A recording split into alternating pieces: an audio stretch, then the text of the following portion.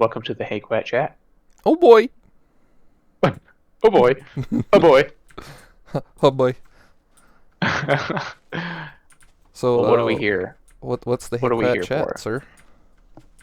Well, um, we are. This is a long form podcast format with Skyblock in the background. Is simply put what it is.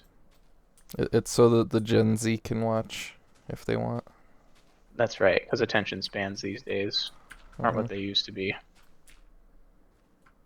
Um, but yeah, this is gonna be. We're gonna go through a couple topics. I took no notes. Jag took all of them. That's I, I literally just have 3 lines of topics. perfect. Perfect. That's what we're after.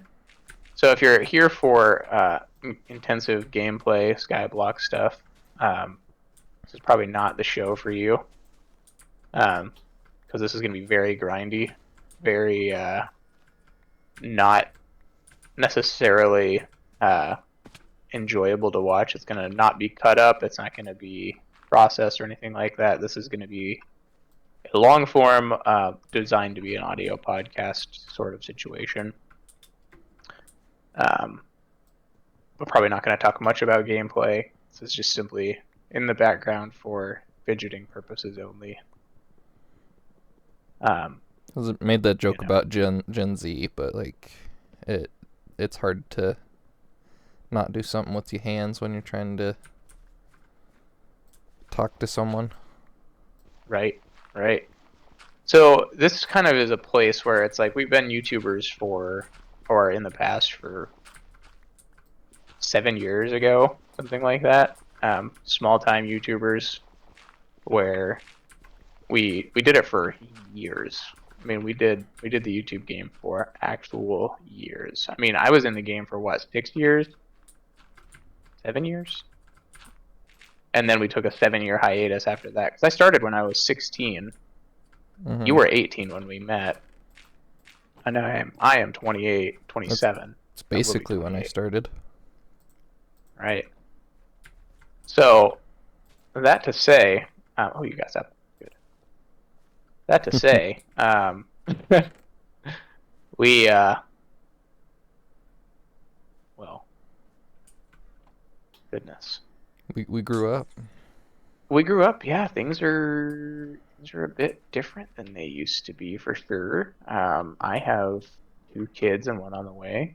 You've got 3 kids. We're both married. I still live in Alaska, but I have a mortgage. I still live in Idaho. Standard. You still Goodbye. live in Idaho. Yep. You came to my wedding. I came to your wedding. Hmm. Um, We didn't get video footage of me going to yours though. no, no, that's true. But we weren't. I mean, fairness, we weren't really doing that kind of thing at the time. So. Hmm. So it's interesting, yeah. Our worlds have kind of changed a little bit. How are we gonna do I've that? my oldest child is gonna be 4, and you have a child that is how old? My eldest is 7. Yeah, that's crazy talk. Crazy talk because she was born around the same time. Um, you were still doing YouTube, but she was born. Hmm. I was well out of the game before I had kids, for sure. My life took an interesting turn, for sure. I think where I last left off on YouTube, I was engaged to another girl. I was talking a lot about that, and yeah, that didn't work out, obviously. But I married the love of my life, and we had 3 kids, 2 kids so far, one on the way, like I said. So it's been an interesting balance because for the longest time I didn't even have a computer in my house for the longest time. Yeah, we just occasionally would pop on Sea of Thieves on the Yeah, we Xbox. play Xbox once in a great while, and then do Uh, a lot of Mario Kart. You guys have gotten to know my wife pretty well.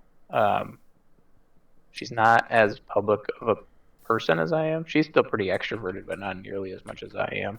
Um, but but yeah, interestingly enough, yeah, we've done probably what family game nights. We did them for years and years, where we played Mario Kart or Mario Party or something like that. Mm-hmm. Not every week, but pretty close for the most part, with a few breaks in between. Mm-hmm. Yeah, it was pretty consistent. I don't think it was ever like every single week, but like for No, a while no. there it was consistently like every other. Mm. And then we'd have a few months in between. Yep. As life change, Mm-hmm. Because you were lots of different stuff. moving was one of them. Yeah, that was last Job year. I moved into change. this place. Yep. Had a lot of job changes. You had a lot of job changes. I had a lot of job changes. Yeah, I went Um, from like 3 different restaurants. And now I'm working at yeah, a credit union. which is awesome. That's great because you were hating the freaking Service food industry. industry. Yeah, I I liked was. cooking. I had issues with people owning it. Well, That didn't know what they were talking about. I think if she had been a little nicer to me, I'd probably still been working there. I wouldn't have searched for a new job. well, to be honest with you, the number one problem with food service in general is uh, I don't want to say it's easy to start, but it's certainly Easy to it's not be qualified. certainly easy to not be qualified to own for sure. Mm-hmm.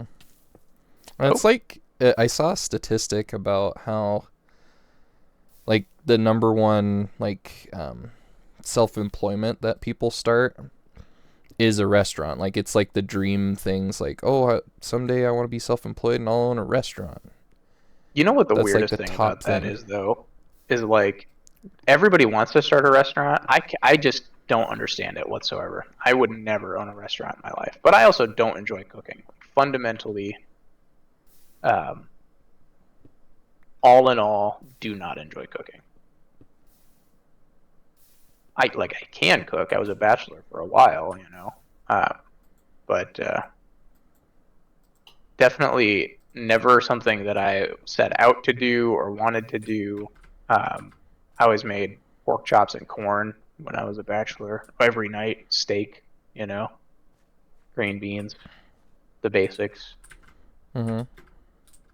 Um, I eat and cook out of a necessity, a need to live, not so much a not so much the enjoyment thereof. Yeah. But it's Which weird, yeah. I So very much will. I crave certain things, learn how to cook them. I very much enjoyed cooking. that's how my wife is. She will come up with something that she craves or wants and figure out how to make it. Mm-hmm. I And think the that's only thing I haven't fully figured out how to do is like Panda Express stuff. really Because there's lots of copycat recipes, but they don't taste the same. interesting because my wife is part Filipino. You wouldn't know it by looking at her, but she grew up relatively culturally Filipino. Um, and we eat a lot of Asian food in general as a result. I don't know that it's necessarily a result. It's honestly probably more related to the fact that I don't know what it is. They're just very exploratory with food, that family. So we get a lot more. We eat a lot more kind of different foods and stuff like that, which is weird because I grew up on casseroles and um, very Midwest kind of style cooking, um, Mm-hmm. lasagna, those kind of things. A I lot of didn't I pre-made didn't stuff, even but have that fancy a diet.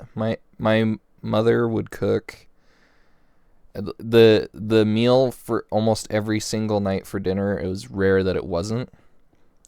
mm, This is mashed potatoes, some sort of protein, pork chop, roast, and then either canned green beans or canned corn. Was That makes almost sense. every single night's meal. It was See, we weren't a it was rare that there was an exception to that, like a casserole or we weren't it was never a a we weren't lasagna. really We a didn't really can. eat a lot of pasta. So we didn't. I mean, I guess we did eat a little bit of pasta. I mean, we still ate our basic meat and potatoes and stuff like that. But when I got married to my wife, um, when I got married to my wife, I got a lot more interested in Thai food. So it's interesting because I grew up very like white European kind of household. Very low spice tolerance. Very, very low spice tolerance. In fact, I hated spicy food when I was younger. Married my wife, now lo and behold, I absolutely love spicy food. Which is interesting because my oldest daughter does as well. Actually, I was joking about the fact earlier that my oldest daughter was pouring sriracha on her salmon burger earlier, like just pouring it on, saying that she wanted spicy sauce. And then I asked my youngest daughter if she wants some, and she wanted the mayonnaise, or as she called it, ice cream. And then I put some on her burger, some mayonnaise on her burger, and then she goes, "Ooh, it's hot." Mm. And I was like, it's literally mayonnaise. It wasn't even like So I thought, Miracle Whip that has like added nope, spices and stuff. nope, it was Kewpie mayonnaise. Ooh, Koopy mayonnaise. I like That's the Koopy good stuff. mayonnaise. Yeah, it'll change your religion, that stuff.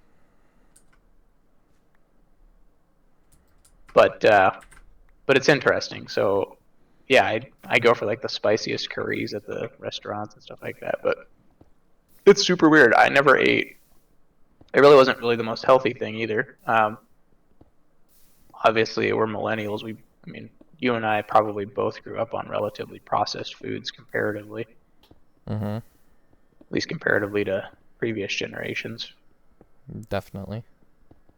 Um, but it's interesting because I went from very much a like prepackaged food situation with my upbringing to my wife makes everything from scratch. She straight up makes or just buys ingredients. And I thought this was insane when we first got married. Because everything we have is just raw ingredients, which, by the way, keeps me healthier because I'm not snacking all the time. Nothing's convenient to make. It drives my wife a little bonkers if I don't drive or buy some like convenience foods once in a while for her. Yeah, I mean, we get a couple of things now and again, right? But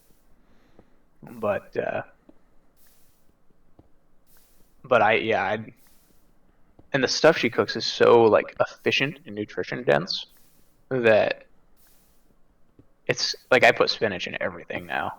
You know, my girls in the morning, I'll put spinach in their eggs and stuff like that a lot of times. But it's interesting because but I'm also the healthiest I've ever been in my life. So it's weird because I had really bad acne when I was in my younger 20s, right? I had way less energy, joint pain, back pain, all that stuff. A lot more of that. I work out regularly, you know, as much as the next guy. But it's interesting because my dietary changed way more than I expected it to.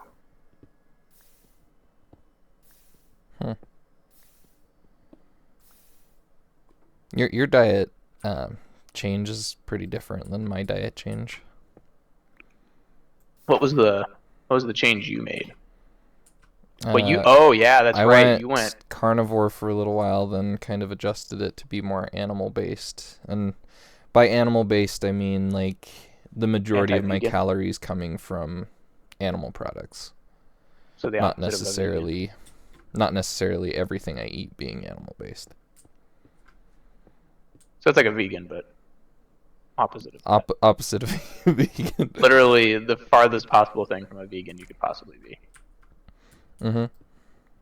How's that been working out for you? I've heard people say that that's that's a really good way to go. It's a weird adjustment period, but The only times that I don't feel good is when I like cheat on the diet and like I'm just happen to be craving carbs or pizza and I have it, and then like the next couple of days I'm kind of like basically paying for it.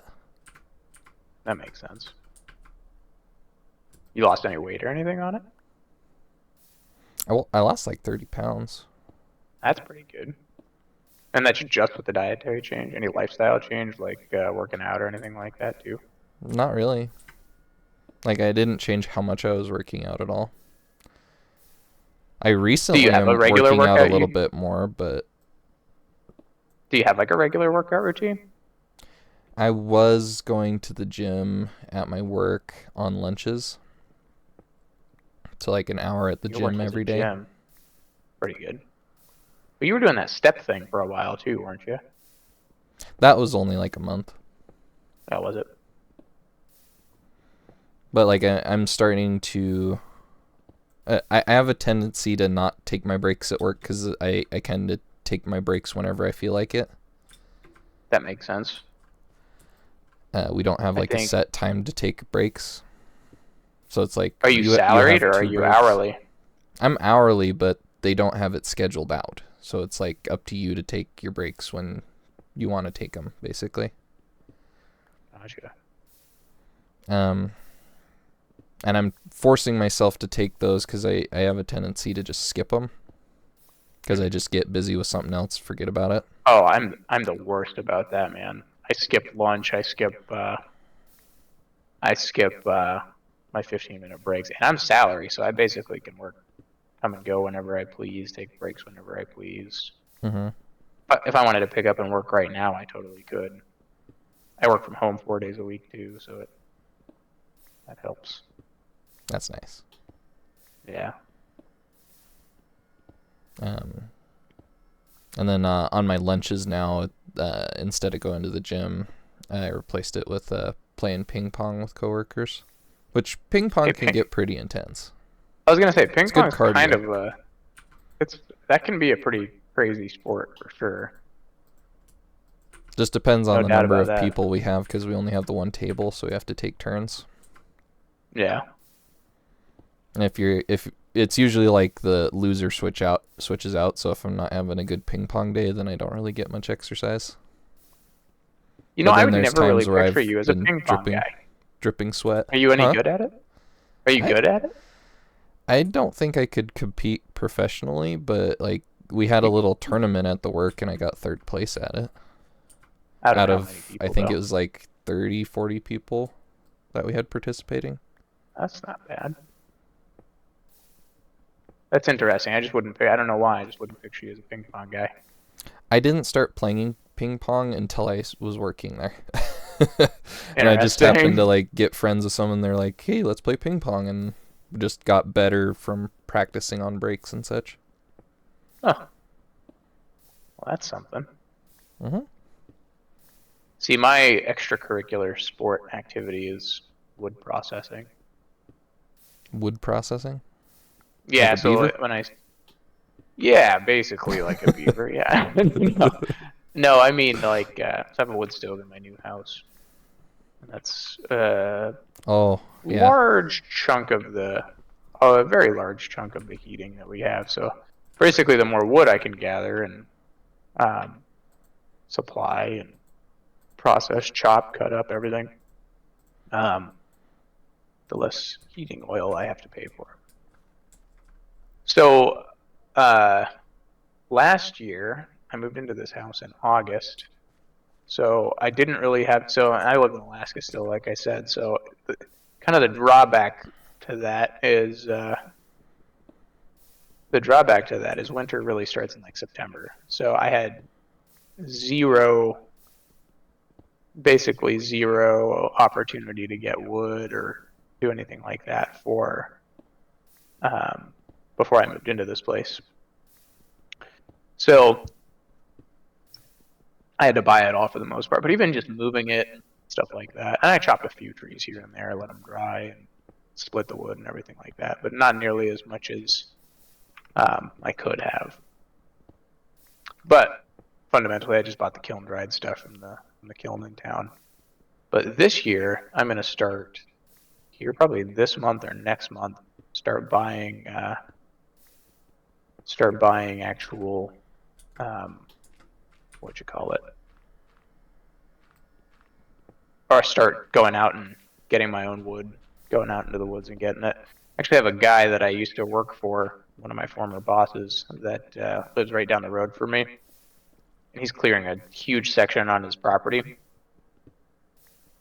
of good spruce and birch wood. So I'm going to go and I'm going to take everything he cuts down and then I'll process that up and stuff like that. But swinging an 8-pound maul and chopping wood and cutting it up in a, cutting it up in a, with a chainsaw and then hauling, like moving big logs and stuff like that. I do a lot of that, not as much as some people, right? But I need 7 cords for a winter to get me through a winter, which I think is like 8 by 8 by 4 is a cord. That makes sense because my parents, when I lived with them, basically, they were relying on about 5 cords of wood. Mm-hmm. That's How what big he was would the plan. house though? It's smaller than yours. Was it? It's just my dad built it himself and everything, so Gotcha. probably not the most efficiently insulated and such. Yeah, probably right. Yeah, I live in a big log house, so that it's surprising how well insulated it is, to be honest with you. Yeah, I had my share of like sawing logs and splitting them with a splitting maul and stuff. My Yeah. parents actually, when I moved out, they didn't realize how much I was doing of the wood processing, and they bought a hydraulic wood splitter. You know what's because funny is when they were so old they couldn't do that. So my dad, when I was a kid, so we had a wood splitter, or we had a wood stove in our old house way before we even met. We had a wood splitter and we were processing wood and everything. That relatively big house, a little ways away from here. But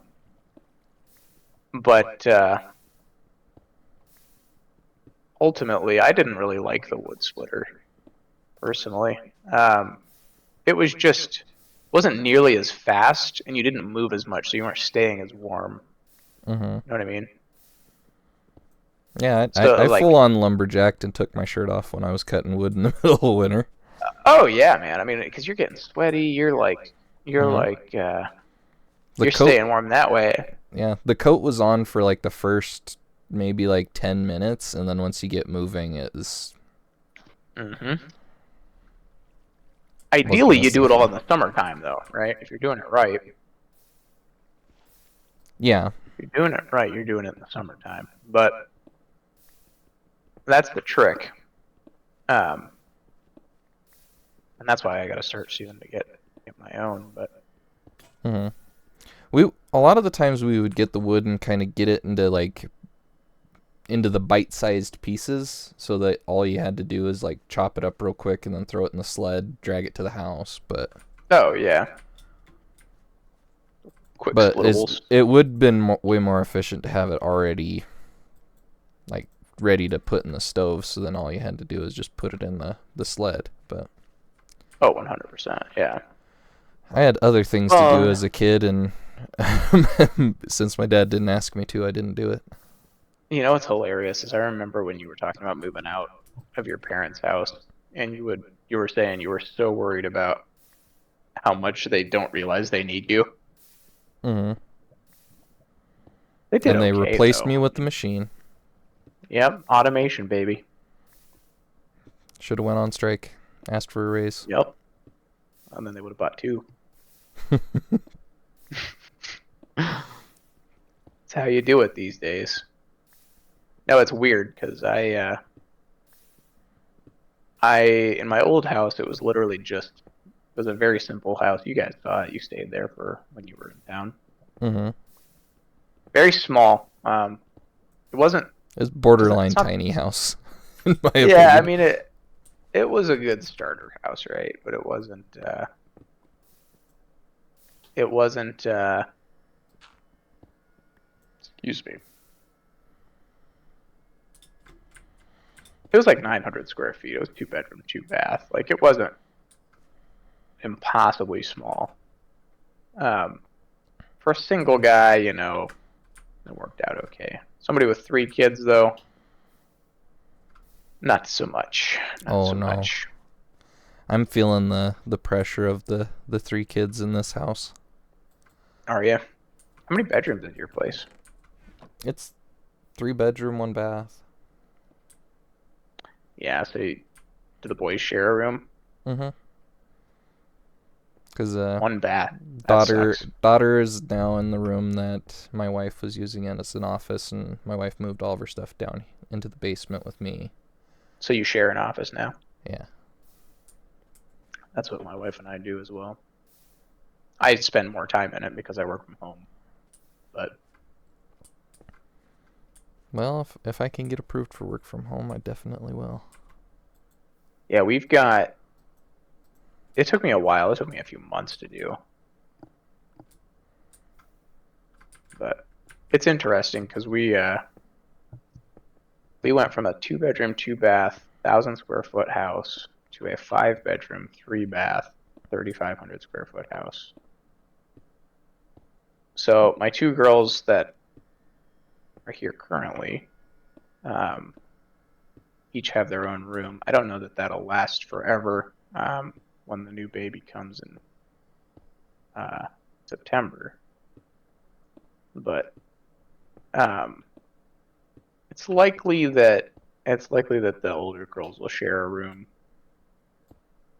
It's interesting because I've got 2 daughters and one on the way, and so I'm gonna end up having to do like this manly stuff, like chopping wood and stuff like that. Not that the girls can't, right? But there's a difference between trying to convince a teenage girl to do something and trying to convince a teenage boy to do something. Mm-hmm. Well, the teenage boy just he tell him, "This is your job as a man." Exactly. You can't say that to a woman necessarily. Right. I mean, if they want to go out there and swing the 8-pound ball, I'm not going to argue. But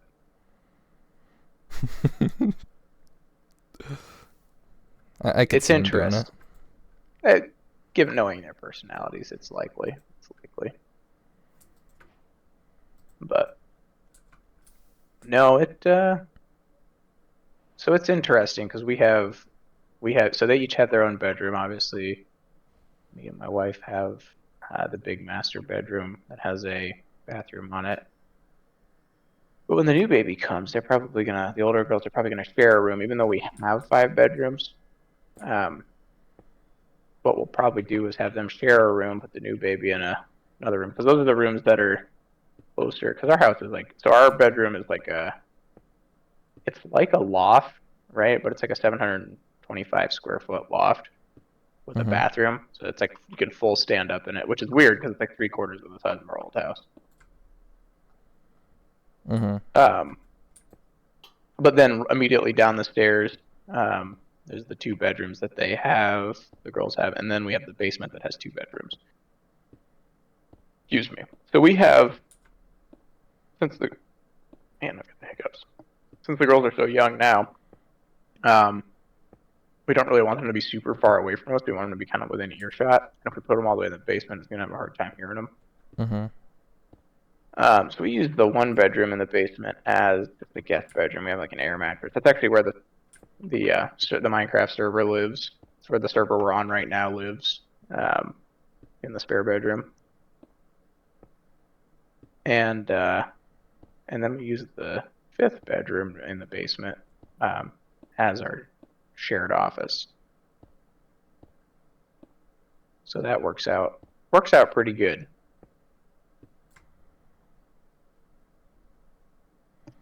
And your guys' basement doesn't count as your office, or like that doesn't count as a bedroom, right? It technically, like on paper, doesn't even count towards the square footage of the house because it's not considered like a official basement. Well, you guys have like That's weird because you guys have like a weird hatch kind of thing, don't you? Mm-hmm. Yeah, the living room has just a hatch that you open up, like big piece of wood So that you just strange. lift up and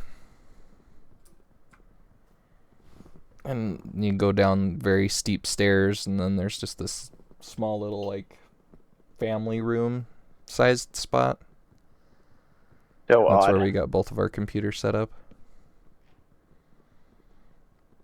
I'm surprised you like were able to get like desks and stuff down there. It's like the ship in the bottle. Yeah. Oh, so you have to build everything, Yeah. bring all the pieces parts. Yep. That's hilarious. I figured out that my office is kind of the same way because it's got a really weird kitty corner kind of door situation. Oh yeah. So it's kind of like it turns right and then like takes a sharp turn, and it's very narrow to try to get like a. And I have a big elbow standing desk kind of situation. Mhm. So it's a little weird for sure. But so I had to disassemble my desk to bring it in here because so when we first moved in, it's kind of a funny thing. When we first moved in, my wife was all about having the office in the bedroom we now use as the spare bedroom. But it has kind of like a linoleum kind of floor situation. Mhm. So it's kind of cold and doesn't have like a lot of atmosphere. But the other bedroom, on the other hand, which is the current office, has a little bit like it's like a wood floor. Um, not wood, but you know what I mean, like the vinyl or whatever. But it's a Yeah. wood texture, Yeah. and so it just has a little bit more of like a cozy office vibe, just a little bit. Mhm. So we set up the whole office in the one bedroom, the guest bedroom that is now. We set up the whole office in there, and then one day decided, that office isn't all that cozy. And then she asked me to move it all to its current space, which was a huge pain in the butt. Because, like I said, I've got a big desk. My desk is like a big standing corner desk situation, like a big L desk, because I got to fit two computers on it. Yeah. I wish my So it desk was bigger. When I got this desk, it was basically like the cheapest thing out of the computer setup that I had bought. Like even the monitors were more expensive at the time because this is what I bought when I bought that Corsair one. hmm Okay, yeah, that makes sense. It's like $100 desk, and then like everything else was real nice. So we had a little extra money from the when we sold the old house. So we prioritized uh, getting desks and furniture and stuff like that. So we were able to kind of pimp out the desk just a little bit, or the office just a little bit.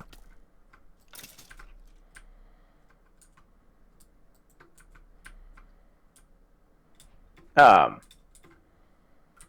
yeah, so it was kind of weird. I scratched up the wall a little bit in the basement, but it is what Mhm. it is. It's your house now. Yeah, no, exactly. Well, the lady who lived here before had like 6 dogs. Oh. She had 6 German Shepherds. In fact, she bred them. She actually had one of the rooms was dedicated to her German Shepherds. It was like a shrine, had like a big painting of one of the German Shepherds. Okay. Interesting. It was very weird. She also had a bunch of weed plants and all kinds of other stuff. Very particular, very very strange My situation. I just realized something's like my like everyday work day. I hear nothing but like kind of strange stories and things from people. Is that right? That's not very strange. Yeah, I was gonna say your reaction to this is kind of normal, Mhm. kind of odd. Like basically, like what I do for work is I guess the most common way of saying it is like a collections person. So like people give me their stories for why they couldn't make payments on stuff.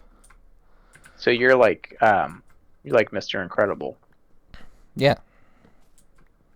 Except for So here's the I'm not sob insurance. stories. Well, right. Yeah.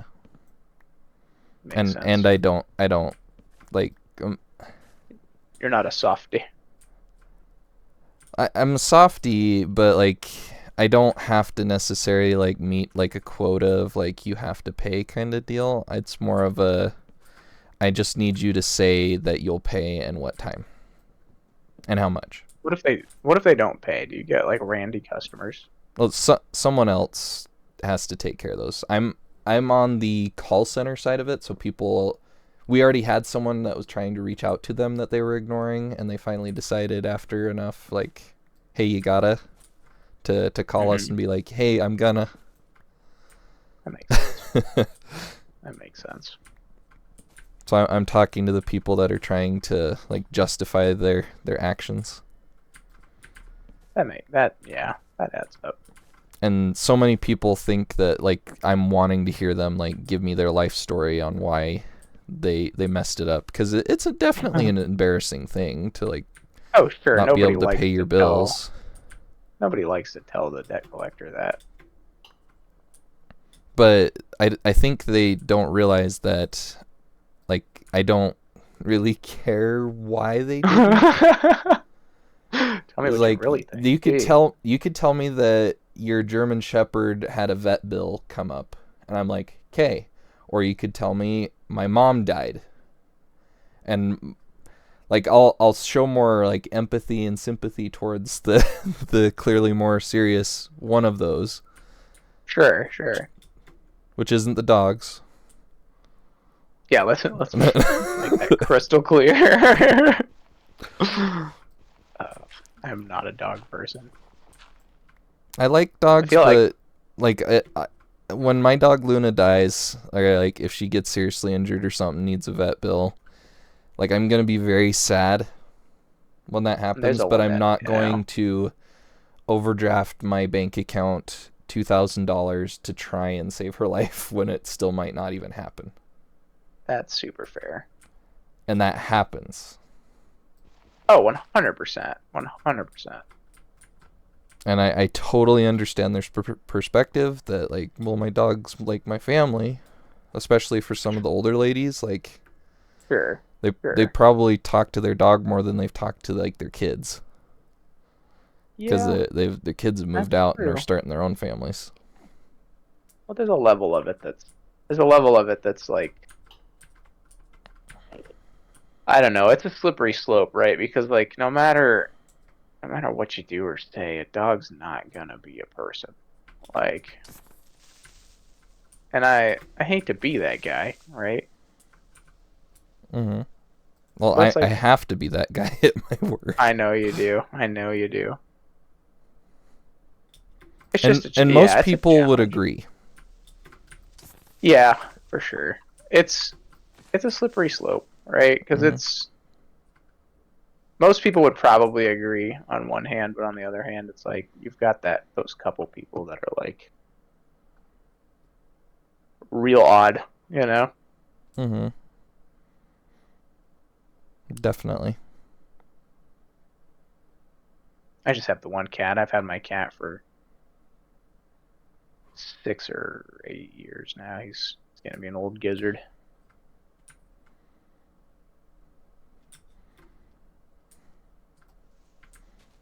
I definitely liked cats more back in the day until I had an inside cat, and the inside cat maybe I just wasn't meeting the inside cat's need, but it was irritating the living bejeebus out of me. Well, so due to the nature of anymore. due to the nature of the place that I live in, my cat is an indoor cat for 8 months out of the year, and then he's an outdoor cat for 4 months or so. Because you can't, I mean, you can't go outside at like -40, right? Mm-hmm. Just not gonna happen. You can, just not very long. Right. He doesn't. I mean, he's a pansy. He's not gonna be very long. Although he did escape when we were in the middle of our move, and then he came back like 2 months later. One of the neighbors During the summer? Yeah, we were living in my parents' camper, and we were living in my parents' camper, and he escaped the camper, and one of their neighbors found him, and they trapped him, or I set a trap on their property and got him back. Mm. So it was kind of interesting because he survived like 2 months in the wilderness by himself. You want to talk about like a hardcore critter. Animals are pretty self-sustainable. Well, he was a lean, mean killing machine too. Like when he came back, he was clearly not starving. And it was 2 months since he had like kitty chow or something. Huh. So he was I mean, he finding wasn't like things to eat. Oh yeah, like he was not only was he finding stuff to eat, but he was like kind of thriving, which is like a little scary. Because the kibble is not. It's processed food. It's what we were talking about. Yeah, it's exactly it. So I mean, he was like jacked, man. But we got him back. He's back on cheap cat food, and he's fat and happy again. Meow mix. Yep. He's got an interesting story to him in general, because basically my tattoo artist was like, "Hey man, I'm going to prison for 5 years. Can you take my cat?" I was like, "Sure, dude." And then I think he got out, and Never asked for him he back. got out of prison. Never asked for him back. Never. I think he skipped town, honestly. Huh. But then that was like 6 or 8 years ago now, so.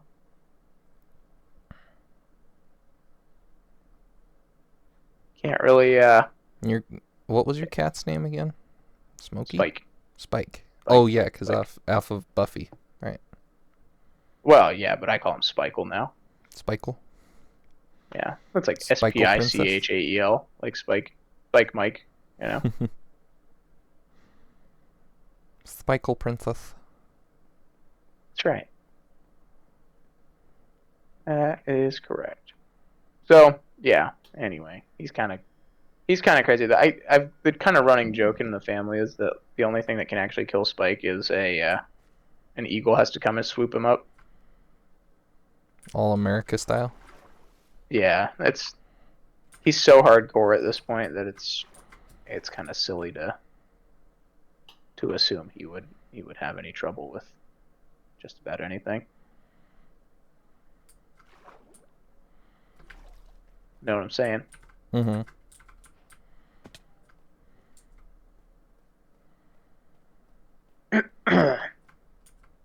But yeah, he's eating healthy, doing good now.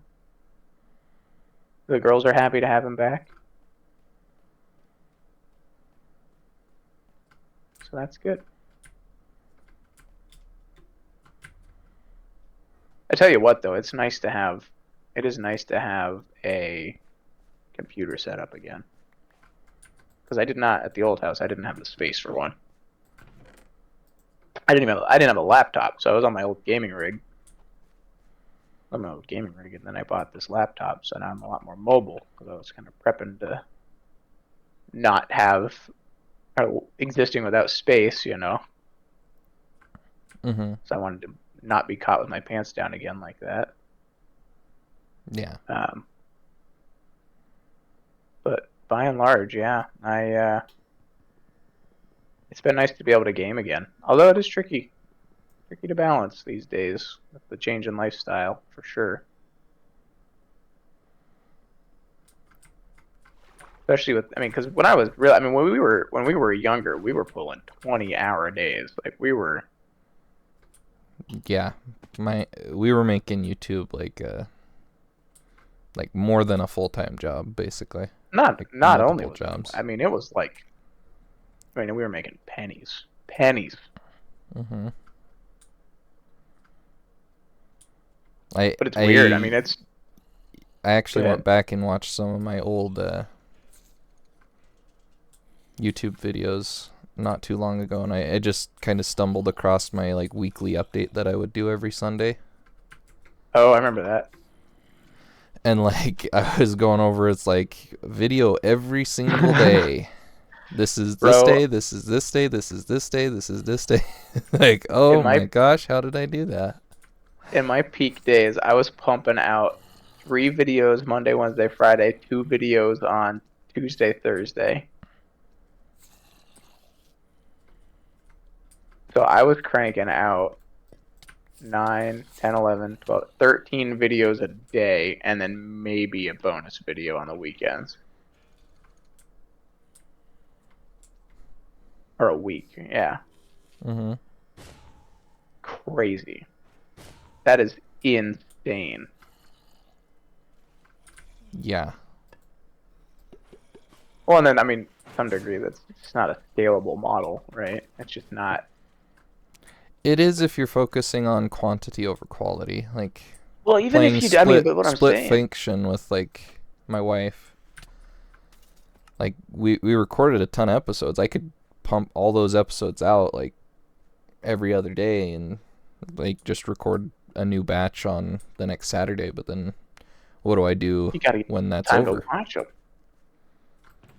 Yeah, people need time to watch them too. That's the thing too. That's the, I mean, so, I mean, my new philosophy coming into it, once I rebooted the channel, was really, I'm going to do a weekly upload. I'm going to do some streams here and there. I did some shorts to kick it off, but I don't love doing shorts in general because it feels like cheap content to me. Like I don't know. I feel like shorts for me were very much gaming the system, which they're not because it's still content you're producing, right? But Mm-hmm.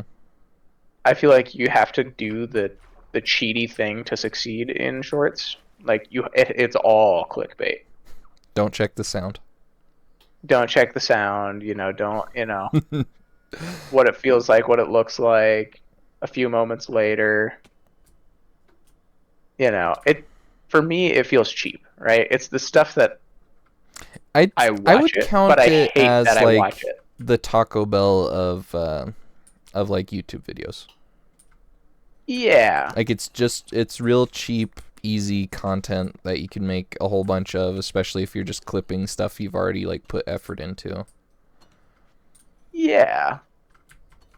I mean, yeah, I guess so, but it's still, I don't know. I have a hard time with it because it's like it doesn't feel like the stuff I want to do, you know? Like that's the problem I have with it. Like at the end of the day, I would rather put more effort into the content that's more long form, that's a little bit more artistic. Like my hardcore series is a lot more artistically pleasing and aesthetically pleasing than anything I cranked out back in the day. Mm-hmm.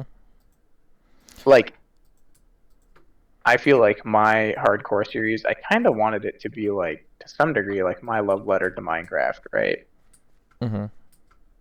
Because it's very much like this needed to be like in my mind this was like my quintessential Minecraft series. Like if somebody went to my channel and said, "Oh, you play Minecraft? What videos do you recommend?" I wasn't gonna point them to Oakenstone. I wouldn't point them to Oatman Solo Survival. Um, Primarily because like to some degree with a server, right? It doesn't really do anybody any good unless you know the people they're playing with, right? So you're relying on your buddies to kind of carry you and carry your conversation. Mm-hmm. Yeah, and this is the problem when I see small YouTubers jumping onto a server right away, right? is because it's not actually commentary. It's just playing with your homies. Mm-hmm. Which there's a time and place for that, right? Like I think there's people like you and me who have years and years of chemistry and stuff like that who might be interesting to watch something like that, but it'd have to be the right format in order for it to work, right? I've noticed that a little bit, like on Hermitcraft, like when, like I've seen B00 playing with some like a smaller YouTuber that's on that on Hermitcraft, and their interactions just feel really awkward, despite like whatever he's trying to do, like how Yeah, friendly he's exactly. trying to be or whatever. No, that's exactly it. Like it, and I think that takes a lot of the genuinity out of it. And I think to some degree, because you and I both can do solo commentary, for example, makes it a little bit more easy uh, to carry something together. Which most of the time, when you have a small YouTuber, that's not the case. Mm-hmm. And you typically have two inexperienced people, which was us once upon a time. Like, don't mishear what I'm saying, right? This Took was time. definitely, Definitely took time. yeah, for sure, right? Um, but that's my whole thing is like it. So I think it would be doing a disservice to the game of Minecraft in general to have like the quintessential series be a SMP. Mm-hmm. Primarily, well, primarily because it's just a lot of times, like I said, you're harboring off of other people's creativity to some extent, and nobody really like if I wanted to watch somebody play with their homies, I would play with my homies. Yeah, I could see that. You know what I mean? Mm-hmm. Like now, there's a different like when you look into like the bigger YouTubers like B00 or something like that. There's a difference there that they have, I would say, that prevents them from falling into the kind of a similar trap. Because when he's playing, right, when you watch him play Minecraft, he's not just playing with his homies. He's making, I mean, his style is very interesting because he's making a narrative. Mm-hmm. You know, he is building a story and a world and lore around him, and it's like semi role play, but not quite. It's like a soft role play. He makes everybody interact with his shenanigans, right? And that's an interesting character study to some degree. And if you're talking about the quintessential like best representative of the game of Minecraft in a YouTube channel, I would point you towards B00 in general. Take any YouTuber, You and sure I it's would tell not you PewDiePie? No. Well, PewDiePie was interesting to watch when he first started his Minecraft channel again, right?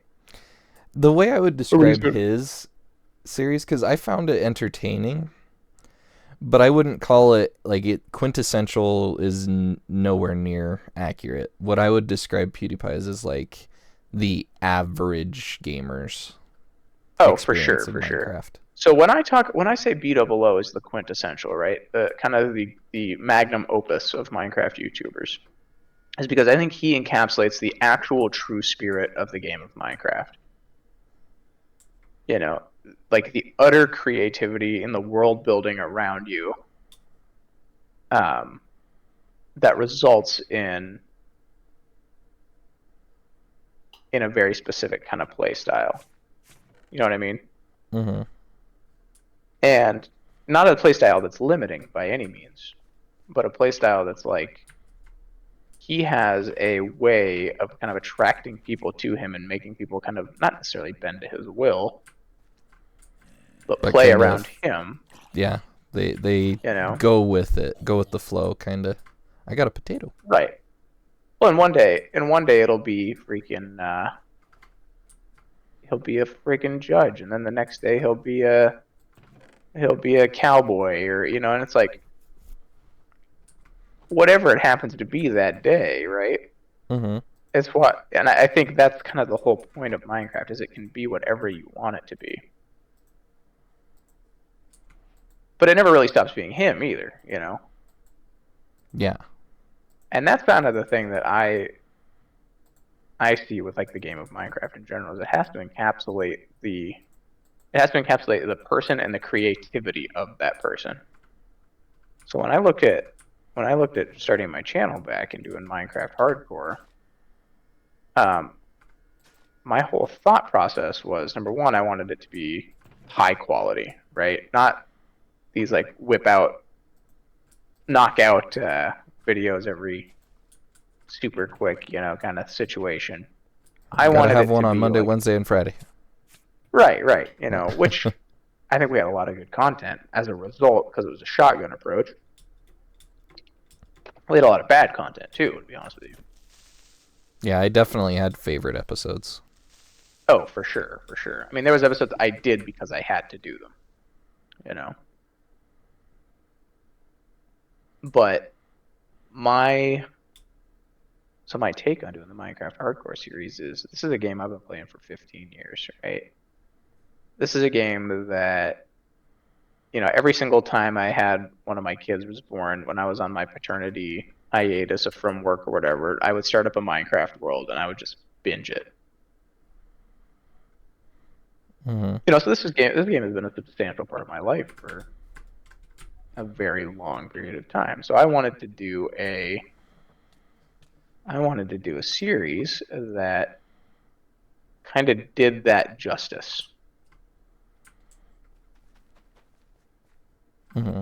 So I added serene seasons, which I always wanted seasons in Minecraft. I added obviously the shaders, the distant horizons, nothing of which really changes the vanilla playstyle per se, but it makes it so that you're in the game. You're kind of forced to be in the game because of how immersive it is, right? Mm-hmm. And I wanted it to be kind of again like this. It starts off with just being you, the character, right, as the person who's in the game, and then it slowly kind of evolves to be uh, to be what you call it. Its own It's world, slowly the world, right? So narrative. yeah, the world, the narrative around you, right? So we've got in the series now, we've got the village that's been defeated in a battle. We've rebuilt it. I won't spoil it, but um, those kind of things, right? Where now there might be, I might be looked at as like a king kind of character in that world or something like that. And this is a single player world that doesn't rely whatsoever on other people playing along, you know? Mm-hmm. Um, so that's kind of where, if I didn't have, basically my whole point is if I was going to be a Minecraft YouTuber, if I could point them to one series and say this is me playing Minecraft like wholeheartedly with everything that I have, like pouring my heart and soul into it, this is what that looks like. You know what I mean? So Yeah. that's kind of where I started from with that series idea. And I don't really care. I mean, I don't really care if I get a bazillion views. I don't care if I get 0 views. I wanted to do it because I did a channel for 6 years in a row straight, and I didn't have a series wholeheartedly, besides other games, like Battle Block Theater was phenomenal, right? Mm-hmm. But I didn't have a Minecraft series that I could point to and say, this is something that I did my absolute best on. You know? Yeah. Like this one I met quota, Right. but it wasn't necessarily my best. Yeah. I can see Right. that. So that's where I think that's where I really actually genuinely wanted to. I didn't feel, and that's kind of what stimulated the whole point of restarting the channel to begin with for me. Because I was like, I have all these videos, and it's like, if I wanted to show my kids, for example, like my Minecraft videos, like all of them are fun, all of them are. I mean, I'm sure they're all enjoyable, right? But to a kid, but none of them were ones that I could say like there was, again, there's episodes out there that I think you could be proud of, but not wholeheartedly as a series.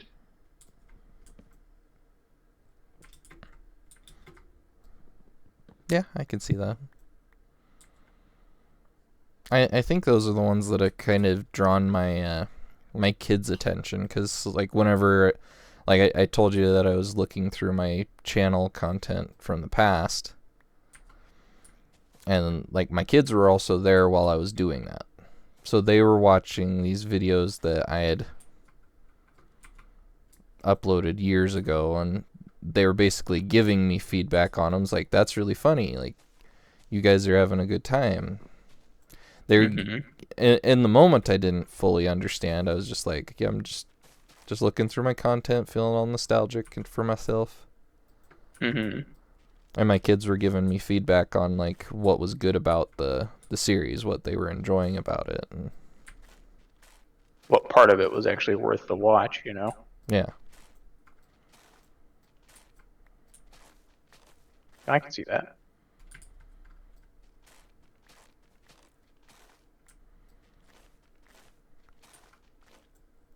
Yeah, I think it's interesting because I don't know how this freaking algorithm is working whatsoever, to be honest with you. I have a ton of theories as like how the strategy works and how YouTube processes things, how the algorithm works, but it seems to change. And I started with shorts to grow it, and that seemed to work. But then it halted when I stopped doing shorts, but I don't really care that much because my goal was to get over the monetization limit so that I could actually monetize, and if I'm pretty comfortably above that, so I don't really care there. So now I'm trying to build watch hours. So when I found out that they did not count the watch hours towards I was looking on the monetization tab in YouTube Studio, and yeah, the shorts do count, but they're in their own separate what's the word, like profile. Like you towards can't the like, monetization. yeah, you can monetize your channel just off of shorts, but you have to have like I think it said like multi-million dollars of, or not Oh, million dollars, so the millions so of you can views. do it. Watch hours aren't as big of a thing. So you can do it, and that kind of points it towards, because my channel ultimately. So this is where I had to have a conversation with myself, right? My Mm-hmm. channel was ultimately, it was a do or die situation where it's like, is it going to be a channel that focuses on long form content, or is it going to be a channel that focuses on short form content? And because I wanted to do the stuff that I dumped my heart into, and that's kind of that whole long-winded story about my hardcore series loops back into the shorts I was producing were funny, but I wasn't necessarily proud of them, right? So it defeated the purpose for me. Mm-hmm. So that's kind of where the rubber met the road. Is I wanted to focus on watch hours, which is kind of the last piece of the puzzle for getting monetized on YouTube, for me at least. Mm-hmm.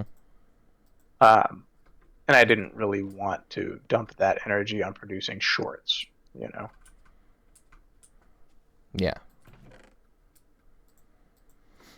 I So think I have a different view on shorts than you. Yeah. Like for me, shorts aren't just like necessarily getting like views or like advertising my channel. I get a lot of like comedy out of them, and I really enjoy that aspect of it, is the comedy. Like I like making people laugh, getting the likes on it, just some passerby, like a street performer, for example. Like someone might not necessarily be all that interested in my content, but them walking by, scrolling by, see my short, makes them smile, leaves a like, and they move on with their day. Yeah, I think I have far too. My mind works in a very what you call it, ambitious way. I don't like ambitious might be the wrong word, but I'm an Empire guy, right? So I'm not trying to think how to word it. I don't really care if somebody smiles or doesn't smile at my content. I'm not saying that's a bad thing, right? Mm-hmm. But my kind of worldview on things is I don't necessarily if somebody cares if somebody enjoys something I say or do or a joke I tell or something like that. I don't necessarily care if people like me per se. My whole thing is the grand like I think on a macro scale, I guess, right? So my whole everything, even in life, right? I think of things in a very large picture. What's it going to look like at the very end? Like what's the outcome, you know? Mm-hmm. And that's the stuff that I get stuck on. So I'm going to take a little bit of a rabbit trail, right? And say it in this way, right? So talk about well, let me ask you this. What is your Hogwarts house? Ravenclaw. Ravenclaw. So that adds up. That adds up. What would you assume mine is? Gryffindor. Right. Right. So I'm a pretty hardcore Gryffindor, right? However, on almost every test I would take that would get me there, um, what do you think my number two would be? Slytherin. Right. Exactly. What's your number two out of curiosity? I'm not sure. I believe it's Gryffindor. That would make sense. I could see that. So right. So my worldview on a personality on a super nerdy personality test level is very um, bold and courageous, but incredibly ambitious and power hungry. Mm-hmm. Right. So that's the setup to why I can't do shorts. Right? Mm-hmm. Um, it's very much for me a if my end goal is just making a passerby smile, I don't feel like that's a big enough goal, you know. Mm-hmm. Not that, like I said, not that there's anything wrong with that, but it's just Yeah, not definitely. not conducive to my way It's of not thinking. on the. Yeah, I don't. I It's get not what you're getting satisfying at, to but me I'm at not all. sure how to word it either. Like it totally makes sense. It's like it's not a part Yeah. of the mission. Like there's a mission happening that him smiling doesn't add to the mission, so it's kind of irrelevant data, basically. Right. Exactly. That's exactly it. That is exactly it.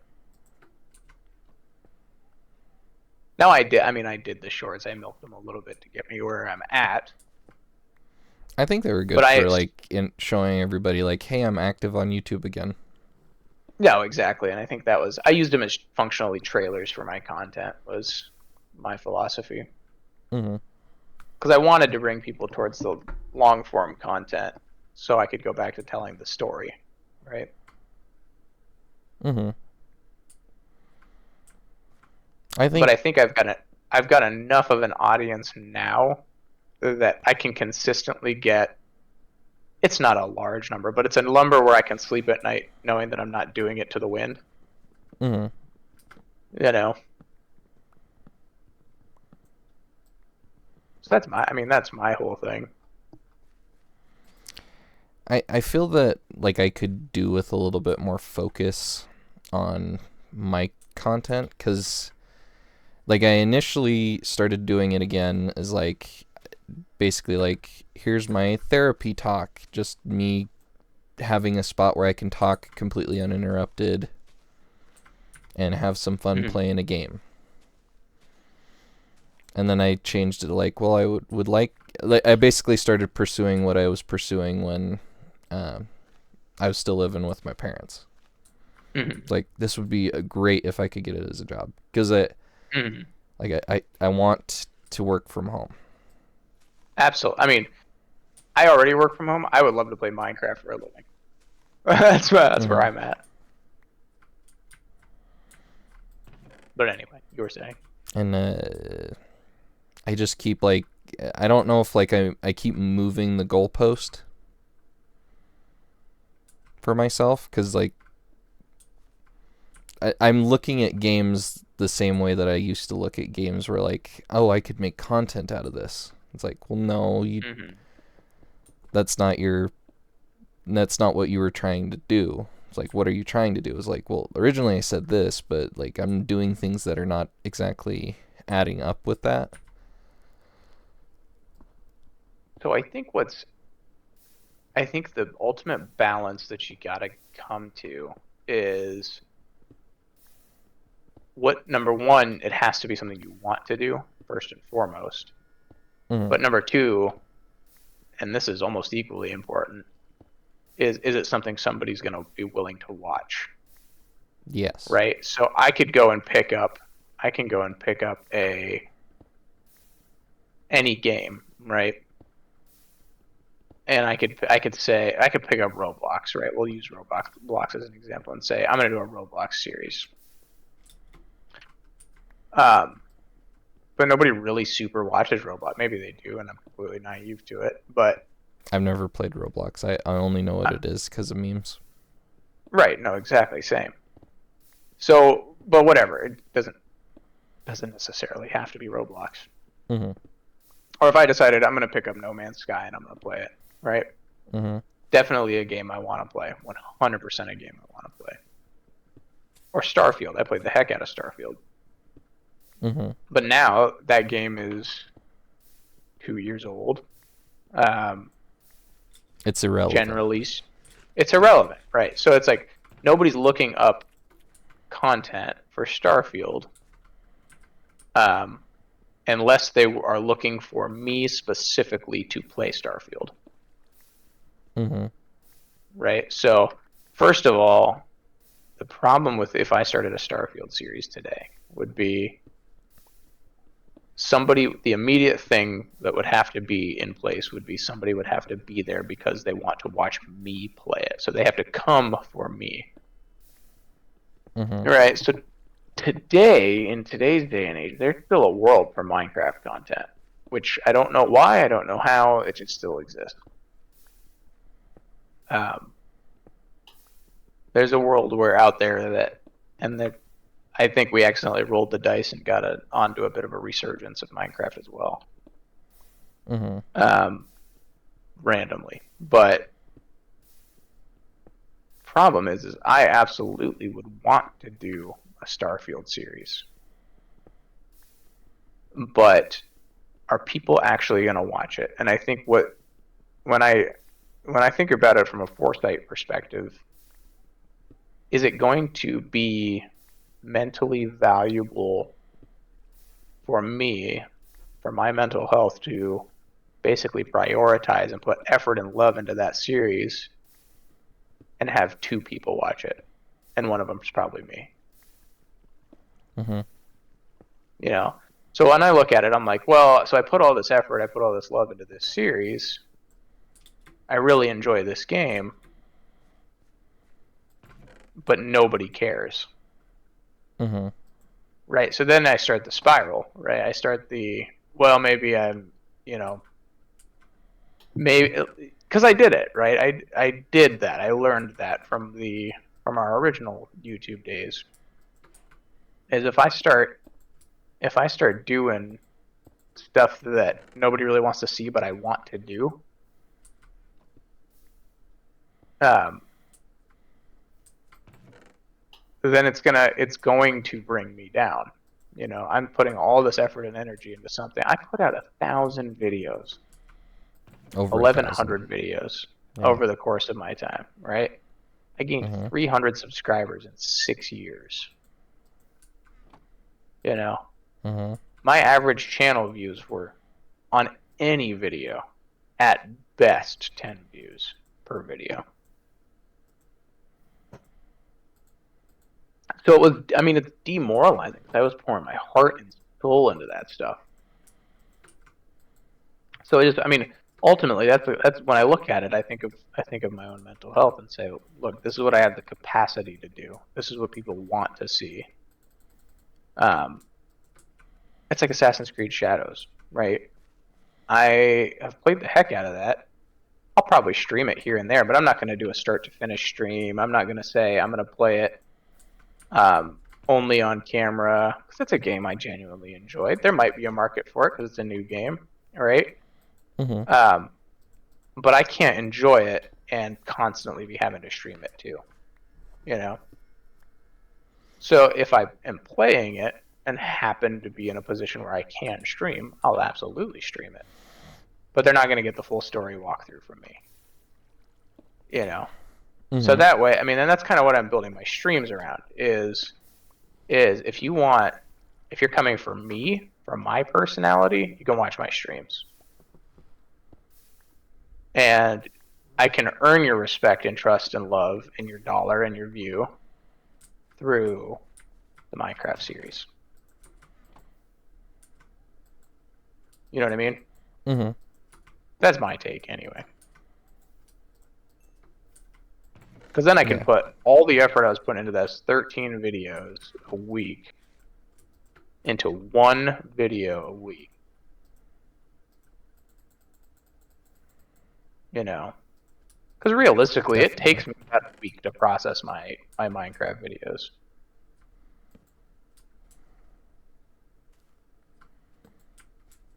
Yeah. You know, and I actually actively have a journal of like ideas and things and like what I'm going to name the next episode, what it's going to be centered around, like, you know what I mean? Which is very, very, very different than how I processed them before. I feel like how I'm kind of processing things now is similar to what I was doing then. It's like hop on, record it, do the mild editing, record, like add a little music in certain spots, whatever. Because I'm not necessarily going for like the artistic approach that you're taking. Like mine's really, the Let's Play itself is trying to capture the essence of like playing Minecraft again after years away. Yours has a different vibe for sure. Like yours has a very nostalgic point of view, whereas I think I don't capture as much nostalgia as much as I capture the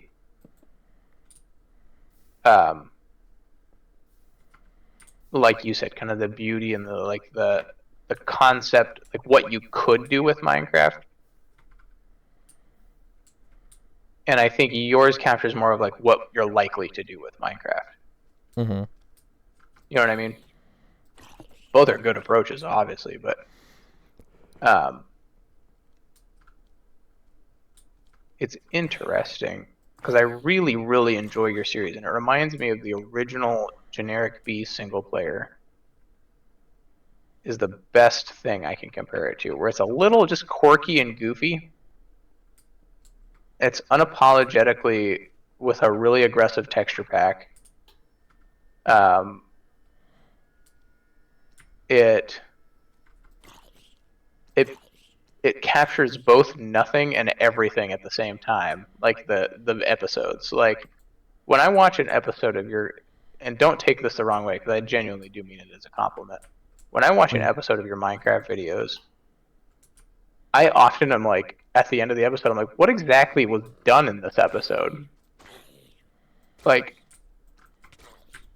was there actually anything that happened?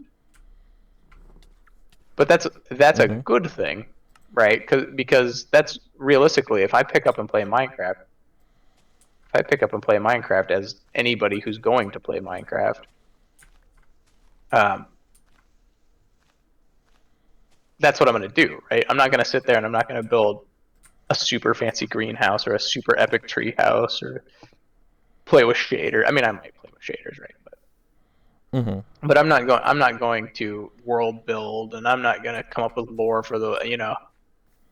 I might do all those things, but what's likely to happen is I'm going to wander around. I'm going to go stumble into a cave. I'm going to go explore the world around me. I'm going to build a little house, and it's not going to be the most like gorgeous, amazing house you've ever seen. It's going to be the house that you built and that it fits with the kind of the terrain you're in, and it captures kind of like that innocence of Minecraft that I think a lot of people don't capture much anymore.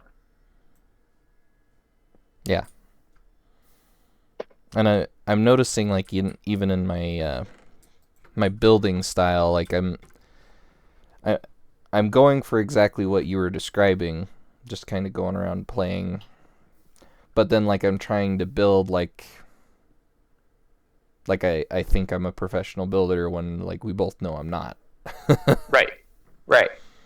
So like I'm noticing that in my builds and like no, I need to just make Minecrafty builds. That's something I realized in my last episode too. I was just like, what am I doing with this? Yeah. Because like I'm not happy with my house, and the reason I'm not happy with it is because I'm not skilled enough to do what I'm thinking I can.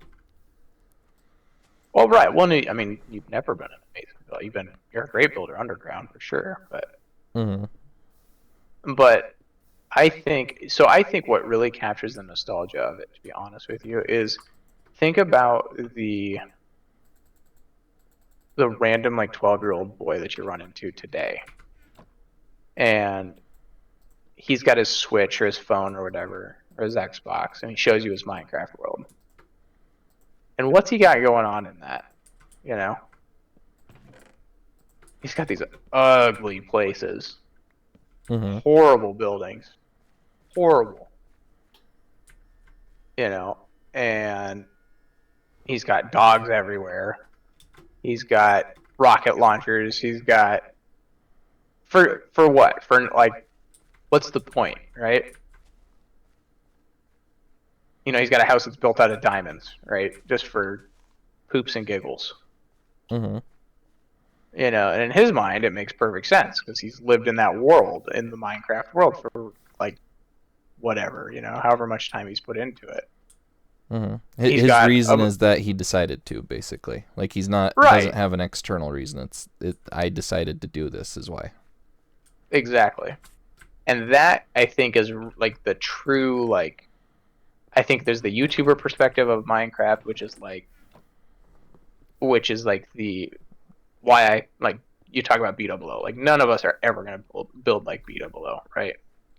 But I think he captures like the peak of what Minecraft could be when it comes to storytelling, building, the world building, the lore, the so on and so forth.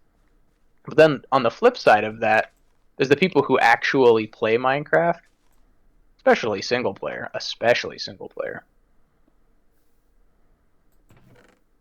And it's not that, right? Now I'm a relatively good builder, right? I've practiced a lot on building and stuff like that. But the point of my series is to be more of that, what Minecraft could be and not what Minecraft is. And I think your series is a lot more focused on what Minecraft is, and that is honestly why I really enjoy your series.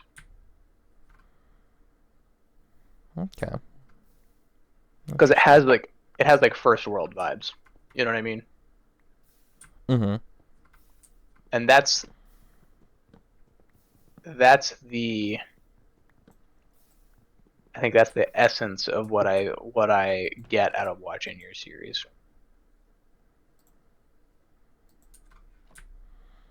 What Minecraft is. Yep. And I think about it because I I help lead a youth group on Wednesday nights. So, and it's a bunch of like junior high kids. So a lot of teenage boys and stuff like that just absolutely love the fact that I'm a Minecraft YouTuber, right? Mm-hmm. And they're constantly talking to me about Minecraft. And they'll bring their Switch or something and be like, "This is my Minecraft world." But I think very often about what Minecraft actually is to these kids. You know? Mm-hmm. So my take on it is I'm gonna be the guy that these kids can go and watch and be like, "Oh, this is an elevated version of what I would do." Mm-hmm. You know what I mean? So it's like a greenhouse. Everybody's gonna build a greenhouse. I built one that looks kind of fancy or like kind of is a little bit more like there's a reason behind it. It's hardcore, right? So it's like, it's whereas I think you're obviously a lot more. You've been playing the game a lot longer than a lot of these kids have. But it captures your world and stuff captures a lot more of the essence of and the vibe, I think, of your series captures a lot more of the essence of, hey, check out my cool Minecraft world. Mm-hmm. And it's just in the early stages still. It hasn't quite developed the cool stuff. Right. The Well, and I memories. think you could obviously get there, right? Mm-hmm. And but I think you got to understand the direction you're going first. Yeah, because I'm going for the forever world thing. Hmm. Which is I nice because it lets you have a slow pace. yeah. I I'd say like the biggest thing that probably holds me back is the lack of direction, Mm-hmm. and then um, not committing to anything because I don't have a direction. Yeah. It's like I'm just kind of like going around in a circle at the moment. It's like I know what I'm doing every episode, but I don't know what I'm going to be doing the next episode to the one that I'm doing currently. See, that's where I think, at least the way I deal with it, is every time I have an idea for Minecraft, especially my world, I write it down. And I have basically the next probably 10 or 12 episode concepts written down. Just because like every time I get an idea for something that I'm gonna or that I think I might want to do, I write it down. Mm-hmm. Now my series is a little bit different because it's hardcore, and Well, I've actually got things that like I'm gonna take on a trial chamber. I'm gonna do this. I'm gonna do that. mm-hmm. Um, I actually have measurable metrics in my world that are gonna um, get me to a place, right? But I don't think you necessarily need that per se to say I'm gonna build a dope barn for my cows. Mm-hmm. And that's basically what Or my stuff that I have written down on paper are is like I need to build a barn, I need to build a ranch, I need to build a farm, I need to get diamonds. Like that the get diamonds thing's been on my roster for a while. I just every time I go down into the dark, I get distracted by something else. yeah. Well, I think one thing that you can think about too is like, um, if I were you, a good place or a good source of like inspiration for me is when in doubt, map your world, Map the right? world, like with Yeah, the so like world map. so like take your like maps, and you know how when you take, did you know that if you take banners and name them and then place them in a place, it will show up on your map with a name and label on it, Yeah, I knew about yeah, that. on the map. Mm-hmm. So I do that, and that's kind of why in my series I was asking for names of locations and landmarks and things like that, because one of my upcoming episodes is going to be mapping my world. Because then I have built-in lore to some extent, right? Mm-hmm. At least some direction, right? So it's like I have Phoenix Landing, I've got Wayfarer's Rest, I've got Titan's Tooth, I've got um, I've got all these places that I can go and do and interact with, and they have a role in the world that's different than just breeding cows, picking my garden. You know what I mean? Mm-hmm. Definitely.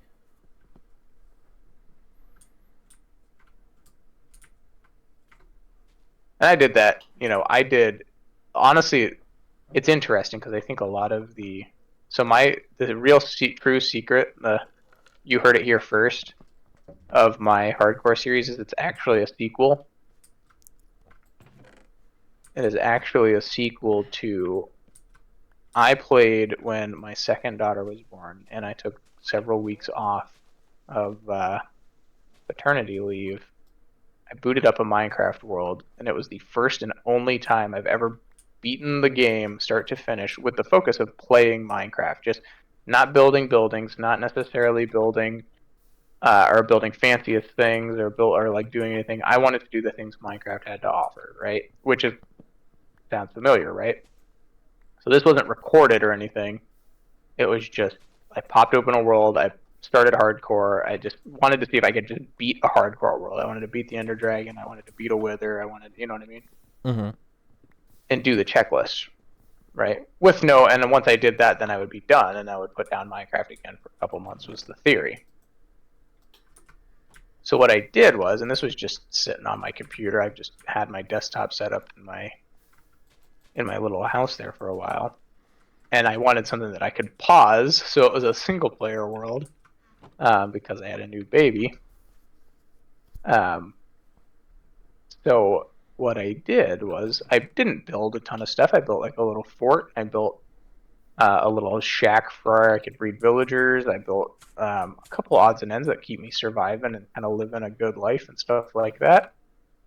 Um, and then, so I eventually built it up. I had a good skelly grind. I had a really cool. By the end of it, I just had this awesome world that the whole point of it was just to play Minecraft and enjoy it. Nobody was watching. Nobody cared. Like this was just for me, right?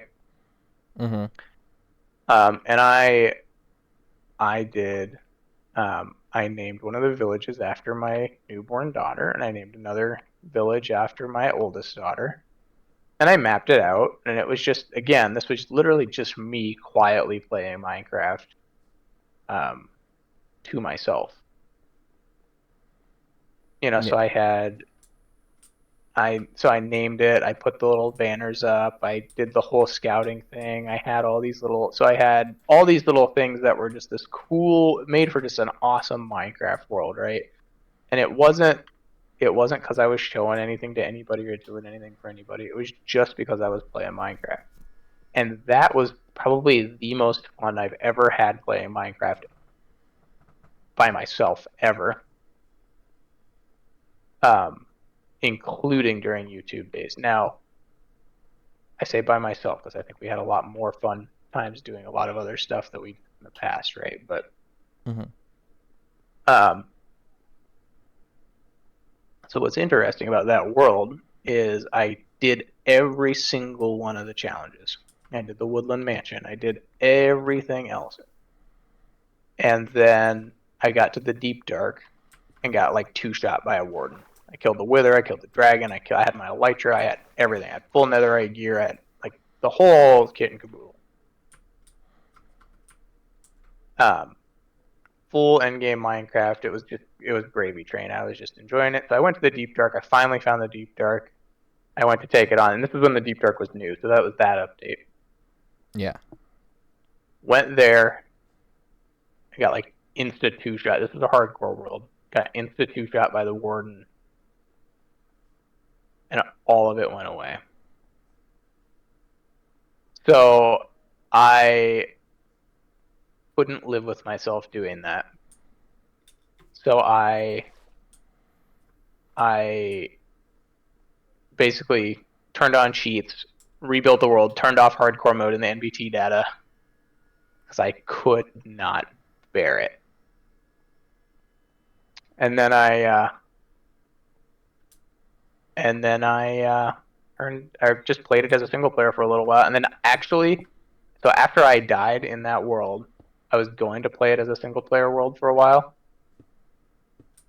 Interestingly enough, like just in survival, but I could never pick it up again. I did not feel it never had the same vibe again after I got smoked by the warden and then cheated my way back to life. Mm-hmm. So it was like it was the stakes of never having died. It was the stakes of building everything around, and that world's still like I could pull it up again. I have it floating around somewhere. So that to some extent is what I wanted to capture in my series. Because what I did was I ever since then I tried to recapture that. Just have a single player Minecraft hardcore series, right? That's where I tinkered with Serene Seasons and Distant Horizons and so on and so forth. And I just could not get it to the same level. Like I would die, or I would get to the nether and get killed by a blaze, or I would get, it's just whatever, right? So I burned through probably, it had to be like 500 hardcore worlds. Some that I would just start to fall in love with, and then I would have to smoke them.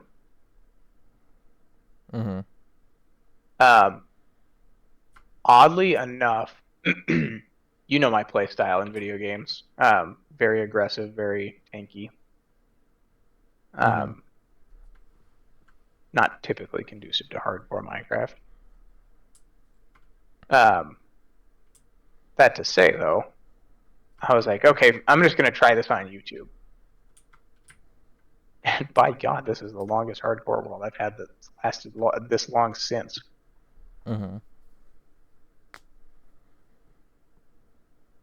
Anyway, yeah, now you know. Now you know that that's actually a sequel. It's a spiritual successor to my quiet single-player Minecraft that nobody knows about. Interesting. Yeah. Yep.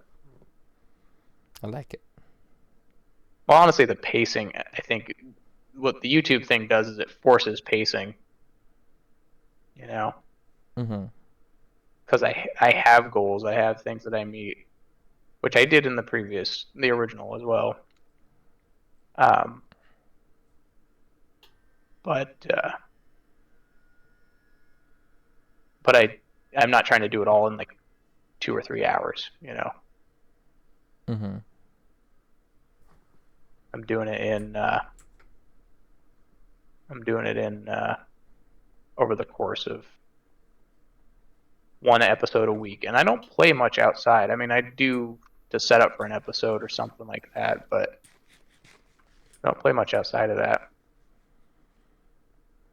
And I think that keeps it so that it's actually enjoyable and worth the stakes.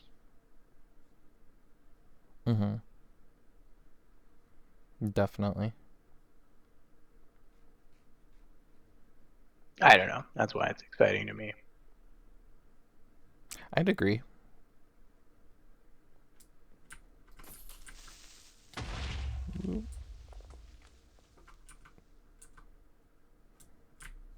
Tell you what, though, it is hard to find time to play, though. With our current schedules. My current schedule, at least. Yeah. I don't feel comfortable playing it while my kids are awake, because it's I don't want to get frustrated with them over something so silly. Yeah. So it's interesting because I have maybe a unique perspective on that, because my kids, I work from home, and I'm kind of a stay-at-home parent 4 days a week with my kids. So they're used to me sitting in front of a computer for the most part, most of the day. Yeah, versus like I'm away from home 5 days out of the week for a majority of their working hours. And I'm still making them breakfast and lunch and stuff like that. So I mean, I make breakfast. To some extent. Sometimes to some dinner. extent, there's precedent, And they want to spend time with me while they have me. Oh, for sure. And I want to spend time with them while I have them.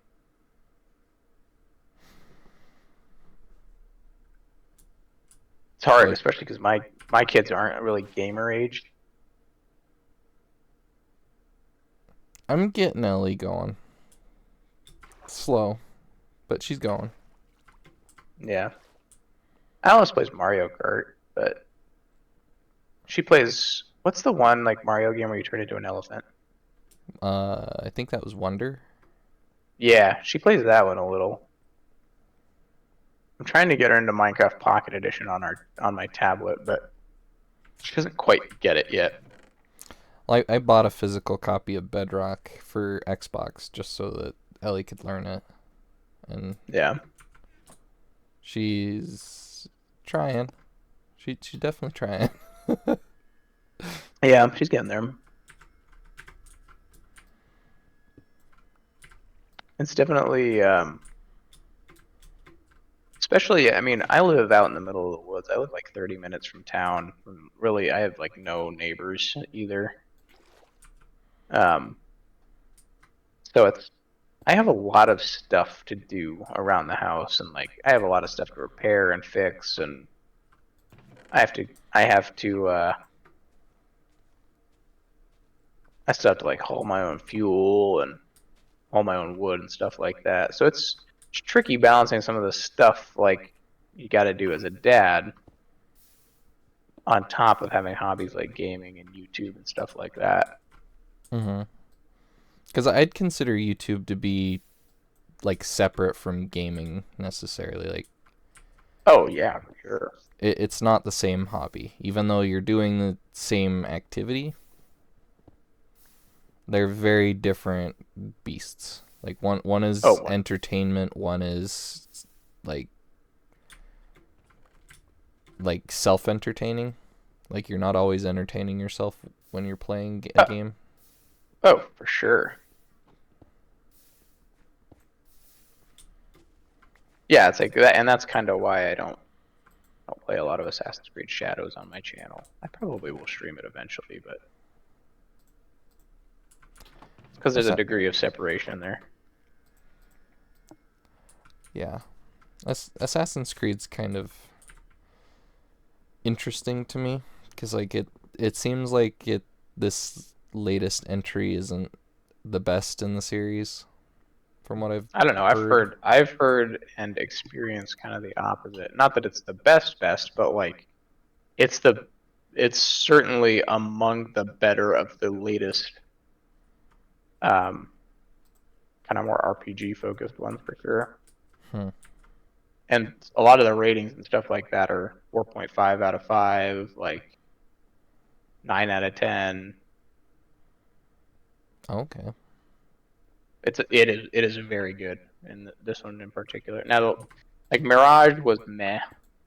Um, Valhalla was good, but I wouldn't say like I really enjoyed it because I like that era, but I wouldn't say it was an amazing game per se. Mm-hmm. Shadows, I would say, is a very very good game. Like independently of the series, it is a good game. Okay. So I feel like I've gotten my gaming news recently skewed because like my limited time to like look up stuff because like we go back to when I was doing YouTube full time, that like I was always looking at gaming news and reading articles and sifting over stuff, watching other people's let's play videos or first looks and stuff. I don't look at nearly that much stuff now. Oh, same. Yeah, I get most of my news from like I honestly the my opinion on things typically comes from like, oh, that looks like a dope game, I'm gonna play it.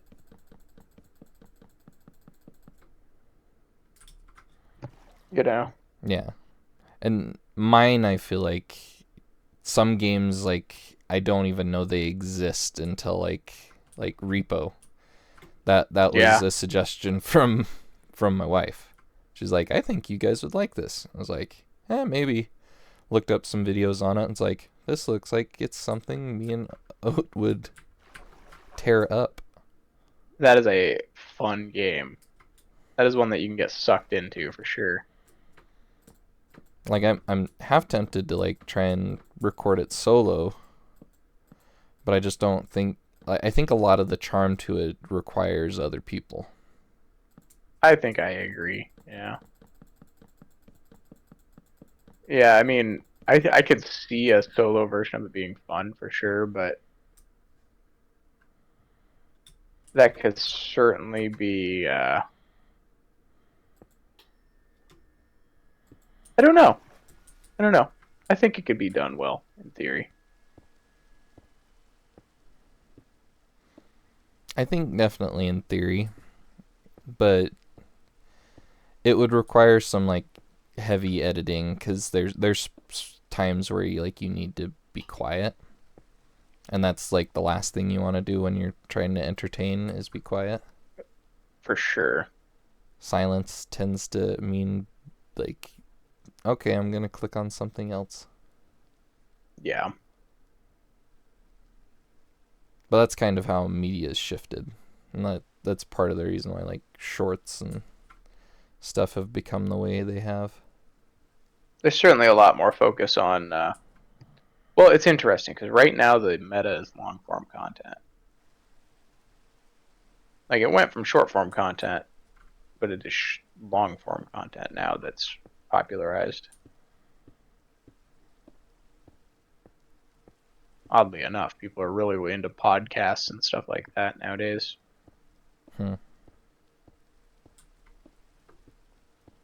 At least based on what I can tell, right? Mm-hmm.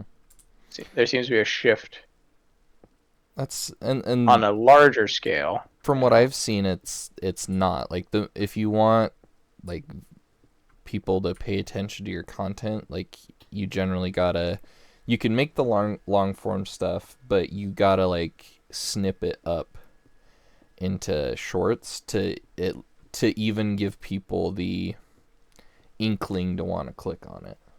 I've even so seen people doing shorts of podcasts and stuff just to try and get traffic to their. oh, for sure. So interestingly enough, that was kind of the when I say a long form is the meta, I mean it's shifting to be the meta. Um, currently, currently, I don't know. I don't know that I would be 100% convinced that short form would be the do or die right now. I mean, people are really into TikTok and stuff like that, but people come to YouTube for long form content for sure. Mm-hmm. Even with shorts. You know what I'm saying? Mm-hmm. I would have agreed with you on that, but like I've noticed that even my own content consuming has shifted, and I get frustrated at myself about it because I feel like when I'm scrolling through shorts that I'm wasting my time a little bit, like I'm like burning Yeah. time because that's really Taco great for Bell. burning time. But when you're doing that, you're not really like mindfully clicking on stuff. You're letting the algorithm decide what it's feeding you next. Yeah, that's fair. And I Well, like more purposeful watching of content. Like I want to watch something Minecraft, like a let's play, for example, so or I want to watch a new game. what's interesting about that is I kind of have the opposite experience. I I almost only ever click on a short when I'm curious about it. I don't do a lot of doom scrolling, and I spend way more of my time watching videos that are like an hour plus. Hmm. Interesting. But I don't know. I mean, which of us is in the majority? I have no idea. You know, Yeah, I don't anecdotally, I know. could tell you that shorts do better than long form, but again, that's just anecdotal. So it's like that's just based on what I can tell in my very small bubble. Well, and it makes sense why they do better from what I said like a minute ago, like Oh, exactly.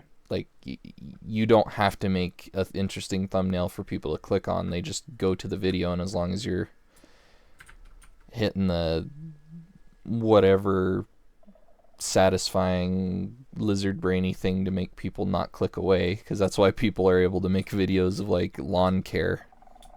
Yeah, that's what my dad did. He has a lawn care or a tractor channel that has like 2,000 subscribers, and he had like a whole following. He was like full monetized, everything.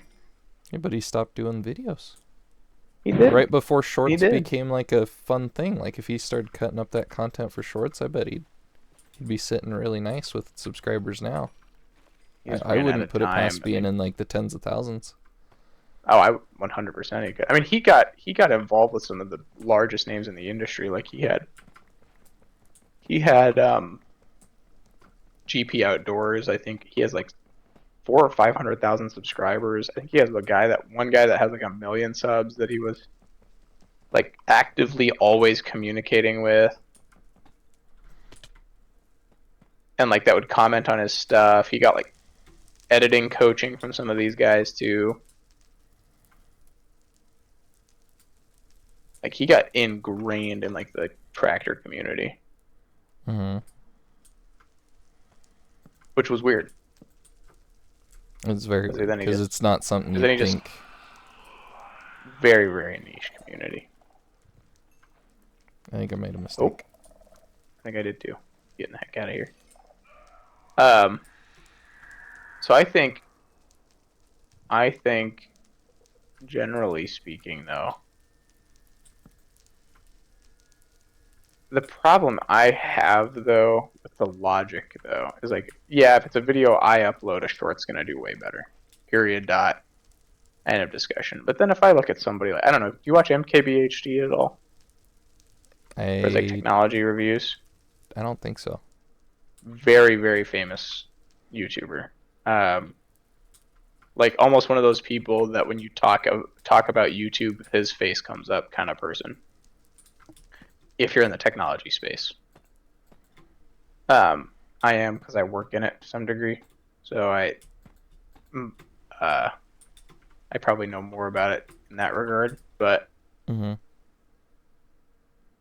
functionally speaking, when a new phone or a new like high profile laptop or something like that, or a tablet or something like that comes out, he reviews it, and he actually has a podcast and everything where he talks about um, kind of the artistry thereof of doing the YouTube and stuff like that. Don't remember where I was going with that. Mm-hmm. Um, but so for example, like any video he uploads, right? If he uploads a video about an obscure smartphone, right? Like the Xiaomi Mate Pro or some whatever, right? Some crap that nobody's ever heard of, like Chinese stuff, which he does do. Mm-hmm. Any crap video, long term, like 20-minute plus video that he's going to upload about that phone is going to perform better than the short associated with it. Interesting. Right. I So guess what's that's the interest type of content as well.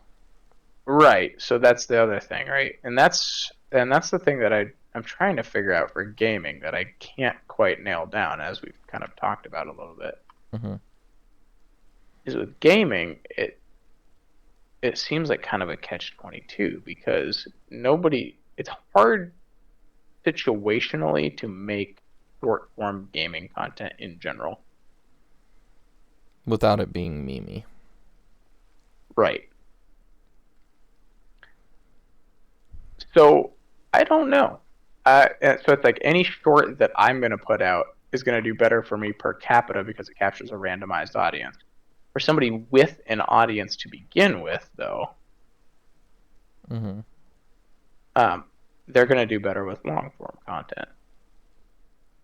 So that's why, ultimately, back to the defense of I'm dropping shorts off my channel. Now that I have some version of an audience, not that it's a massive audience, I can count on the fact that I'm going to get probably 100 views for my Minecraft series episodes. You know, Mm-hmm. give or take. Now with oddball, never know stuff.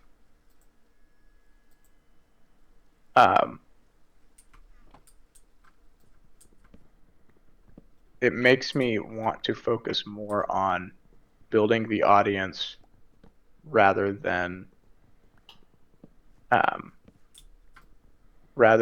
building the or keeping the audience I do have and growing from that launch pad rather than um, trying to attract people that are only there for the memes. Yeah, Does yeah. that make sense? That makes a lot of sense, yeah. Now, again, if your goal fundamentally is to make people smile and have a chuckle as they walk about their day, then Mm-hmm. shorts are definitely the way to go. Well, Like if and that, what I'm going for a little bit too is like that's the kind of audience I'm trying to attract as well. Like I want the people that'll just kind of laugh and like so the dream would be that like eventually I get an audience established that they're just watching me for me because I can just make whatever I'm doing funny, memeable, entertaining, kind of similar to like the Markiplier or something like, or mhm. Jacksepticeye. Like those guys, like it doesn't matter what they play. They try and play stuff that's relevant because they don't want to lose their audience. Yeah. But they can kind of play whatever they want, and it'll get millions of views, and people enjoy themselves and leave likes, and it makes some of their days. So I guess I think the problem with the real strategy or with the short strategy though, I think the fundamental problem with that I've discovered is it's a completely different audience. So the people who watch shorts are not the same people that are going to stay and watch your long form content. Yes, and I've discovered that a little bit from one of my coworkers, because I have one of my friend coworkers like I'll talk to about like outside of work stuff, Mm. and he subscribed to me. He watches my shorts, but he can't do the long form content. He just can't. Like he does not have the attention span or care to sit down and watch a 20, not even like a 15-minute video. Yeah. So He's that's just exactly the same scenario as one of my other youth group leaders. He subscribes to the channel. He watches the shorts, and he was like, "Hey, you stopped doing shorts." I was like, "Yeah, I did." Same exact thing. Doesn't have the attention span, doesn't have the time, doesn't have the whatever motivation to watch the long content. So I think it's a different audience. mm-hmm. And so like would you argue like if like as far as like setting up a goal, like what I plan on doing, should I put more effort into the shorts since that's getting the reactions that I'm liking, or should I like I'm not asking you in a way like hey Yeah, yeah, like yeah, like I'm gonna actually do what you say, but like yeah, yeah, your yeah. opinion of it is like what for goal based thought process would you So if I were you, this is where it goes back to. This is one of the few decisions you get to make as somebody trying to market something. Is my perspective on it, right? mm-hmm. Is you get to determine who your market or your target audience is. So, and that's ultimately, again, I keep harping on the fact that I dropped shorts, right? Mm-hmm. Um, the reason I dropped shorts is because it's not necessarily the audience I'm after. Um, I want people that are going to sit down and watch the long-term videos because functionally, I enjoy making the long form videos more. Um, I could be a slave to the grind of cranking out shorts, but that's not why I'm doing YouTube. Um, you know what I mean? Mhm. So I think where the rubber meets the road is, um, I think there is a space for both to some extent, but I think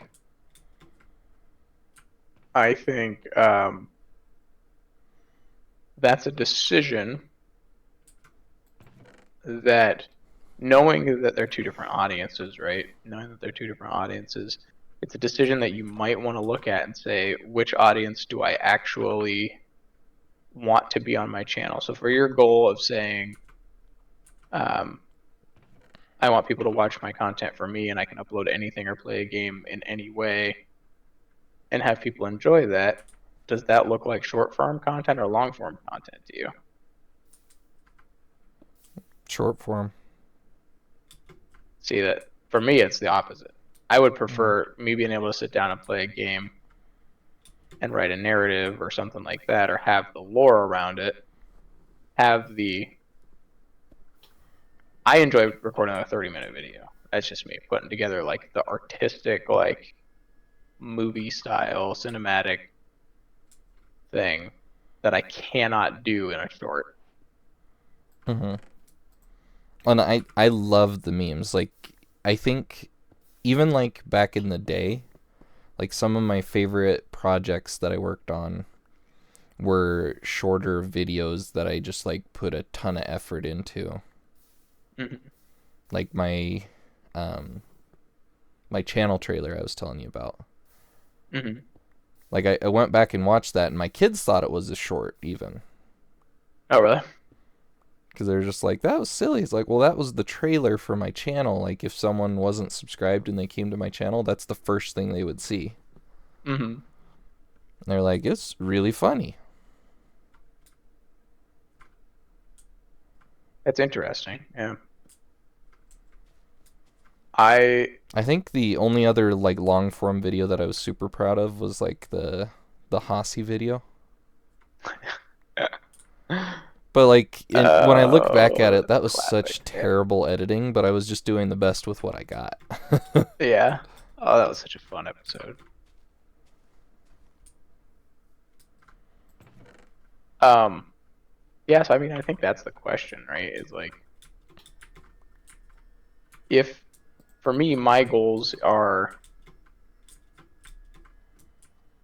much more based around, um, much more based around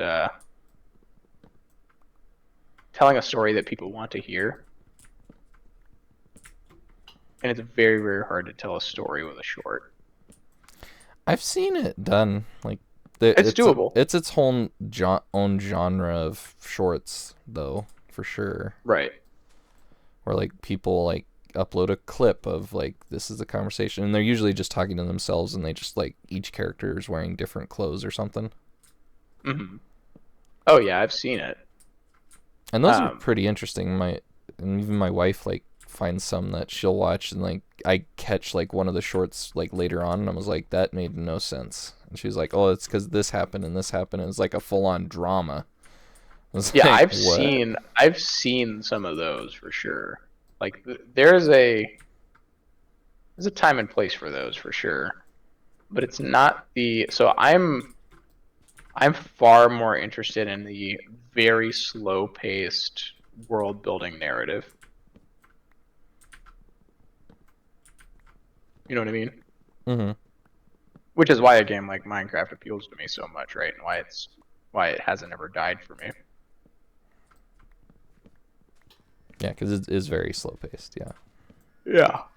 Oh, because the story of your world kind of unfolds with the world and the shenanigans you get up to, you know? Mhm.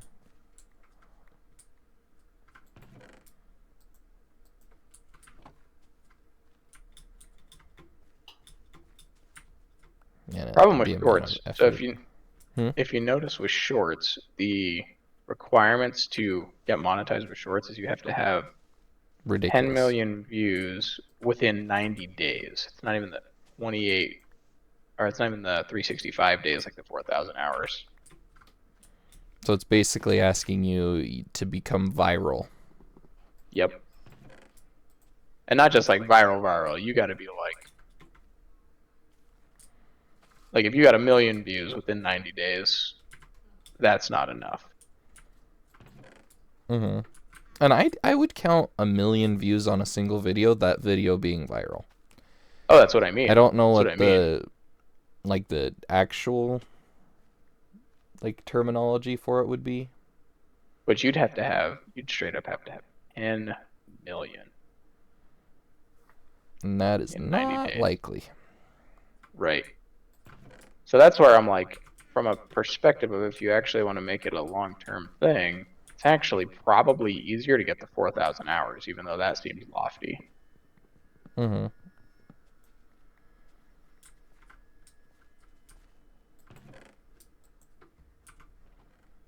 In my case, that's the long-term strategy, you know. But if you wanted to build a channel around shorts, for example, hypothetically, if you wanted to build a channel around shorts, you'd almost be better off using your long form content to point at your shorts rather than the other way around. I've never seen that done. I'm not necessarily saying it's possible per se, but what I'm saying is like make the long form content so that you can peel shorts off of it. Mm-hmm. Not necessarily like use them to advertise your shorts per se, But use them I like get what create the you content. mean. Yeah. Yeah. It's like I feel like it's like the way I'd say is like keeping the shorts in mind. Like set yourself up to make clippable moments. Mm-hmm. And that's tricky in a game like Minecraft. But Oh, like no doubt. you go into like split fiction. Every single split fiction episode, like I go through, I'm like, that's short. Like, and so to me, in like split fiction, I feel like getting shorts out of it is like, okay, I gotta pick the best shorts out of it versus just like flooding my content with like a ton of shorts in like that small amount of time. Yeah.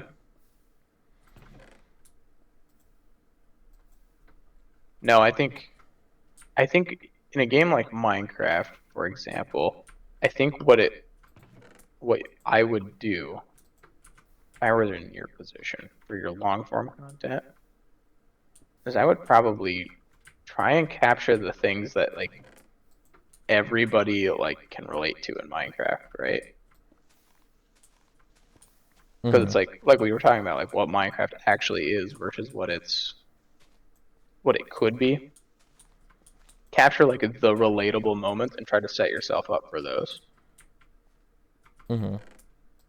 You know. Well, my top viewed Minecraft short is the when you see a bit of water at the bottom of a cave. Yep. Because that's very relatable, and like that was not an original idea. I seen other people do shorts of that, and I just happened to do it in my video, and I was like, ah, why the hell not? Yeah. I did it. Well, and that's to be honest with you, I think what you got to do is like, when you try to launch yourself out of a TNT cannon or something like that, like just stuff that like you can pull out of thin air to some degree. I don't like necessarily doing video game shorts as skits, because like they lose some of the genuineness of them. So I guess hypothetically, like if you were gonna do like an episode where, again, having like that 12-year-old boy in mind that shows you his Switch with his Minecraft world. He's got a bazillion dogs. He's got, again, just think of like the imagery of that. He's got like a roller coaster or whatever. Especially with the new minecart physics. Oh man, the amount of goofy stuff you could come up with. Mm-hmm. Yeah, I would focus on that. Like today's episode, we're gonna build crazy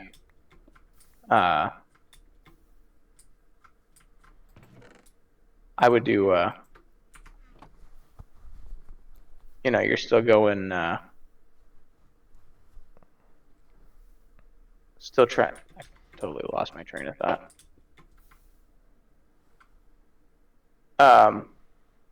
What was I saying? Like focus on like the 12-year-old boy audience. Oh yeah. So you could like set your minecart speed and stuff like that to be like 1,000 or whatever, right? And build. And this is just hypothetical, not saying like necessarily do this as an idea per se, but Mm-hmm. um, but maybe like today we're gonna build a super cool roller coaster just for the heck of it, and then like launch yourself into the sun accidentally or something like that. Like don't necessarily set it up, but like there's a lot of shenanigans you could have with a roller coaster that goes thousands of blocks a second, you know? Mm-hmm.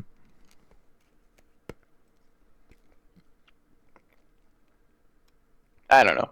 That's my thought process on it. It's an idea. Indeed.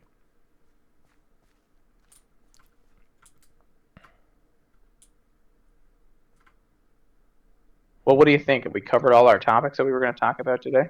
I think we did. I think we've kind of like talked ourselves a little bit into a like we're falling over our own words and stuff at this point because of how tired we're getting I think you're and how probably long right. we've been talking. Probably could cut it here, I think. Yeah. Well, thank you for listening to the HayQuat Chat, watching the background. We made some stupid mistakes in Skyblock. I definitely cheated a lava block back in, but again, this is just for... Oh, I didn't notice that. Yeah. I Well, that's almost how we had a have our... panic attack earlier over there because I almost jumped over that thing. Or I was going to try and sprint jump over that gap we had while I was holding the water bucket. Oof. I was like, Yeah, I didn't do that. I made you an operator as well, I saw that. just in case you needed to. But regardless, if you enjoyed watching, again, we made some super dumb mistakes in our Skyblock world, but again, this isn't really the point of the... It's a podcast, Isn't really the not point a of Let's it. Play. Exactly. But I hope you guys enjoyed. If you did, please share it with your friends and leave a like. If you have ideas for other topics, let us know. Yeah, so I did actually talk to my wife about, or tell her we were doing this. If you were interested to hear from her in the near future, she'd probably be down to join. Mm-hmm. I imagine your wife would be too, to be honest with you. Yeah, I think so. Could be interesting to have some guest folks on as well. No, they'll just take over the podcast and talk for us. We could just focus on the Skyblock. Yeah, exactly. Actually, I think my wife and your wife are both whitelisted on the server as well. I don't think they'd hop on, though, would they? I don't know. It's up to them. I don't know. Either way, regardless, let us know what you want us to talk about, and if you want us to talk even more. I think we covered some good stuff. I don't know what the regular schedule of this is going to be just yet. Probably go every other week for a little while, maybe. Go from there, eh? Yeah, every other week and make it work out. Because we've been recording for a little over 2 hours, about 2 1/4. Yeah. Heck yeah. That's about the length of a podcast I would listen to. Same. Something I would turn on and then fall asleep to. Mm-hmm. Tried to keep our volume down on our Minecraft world so that you could hear mostly what we were talking about instead of what we were playing. Mm-hmm. But regardless, goodbye. Bye-bye.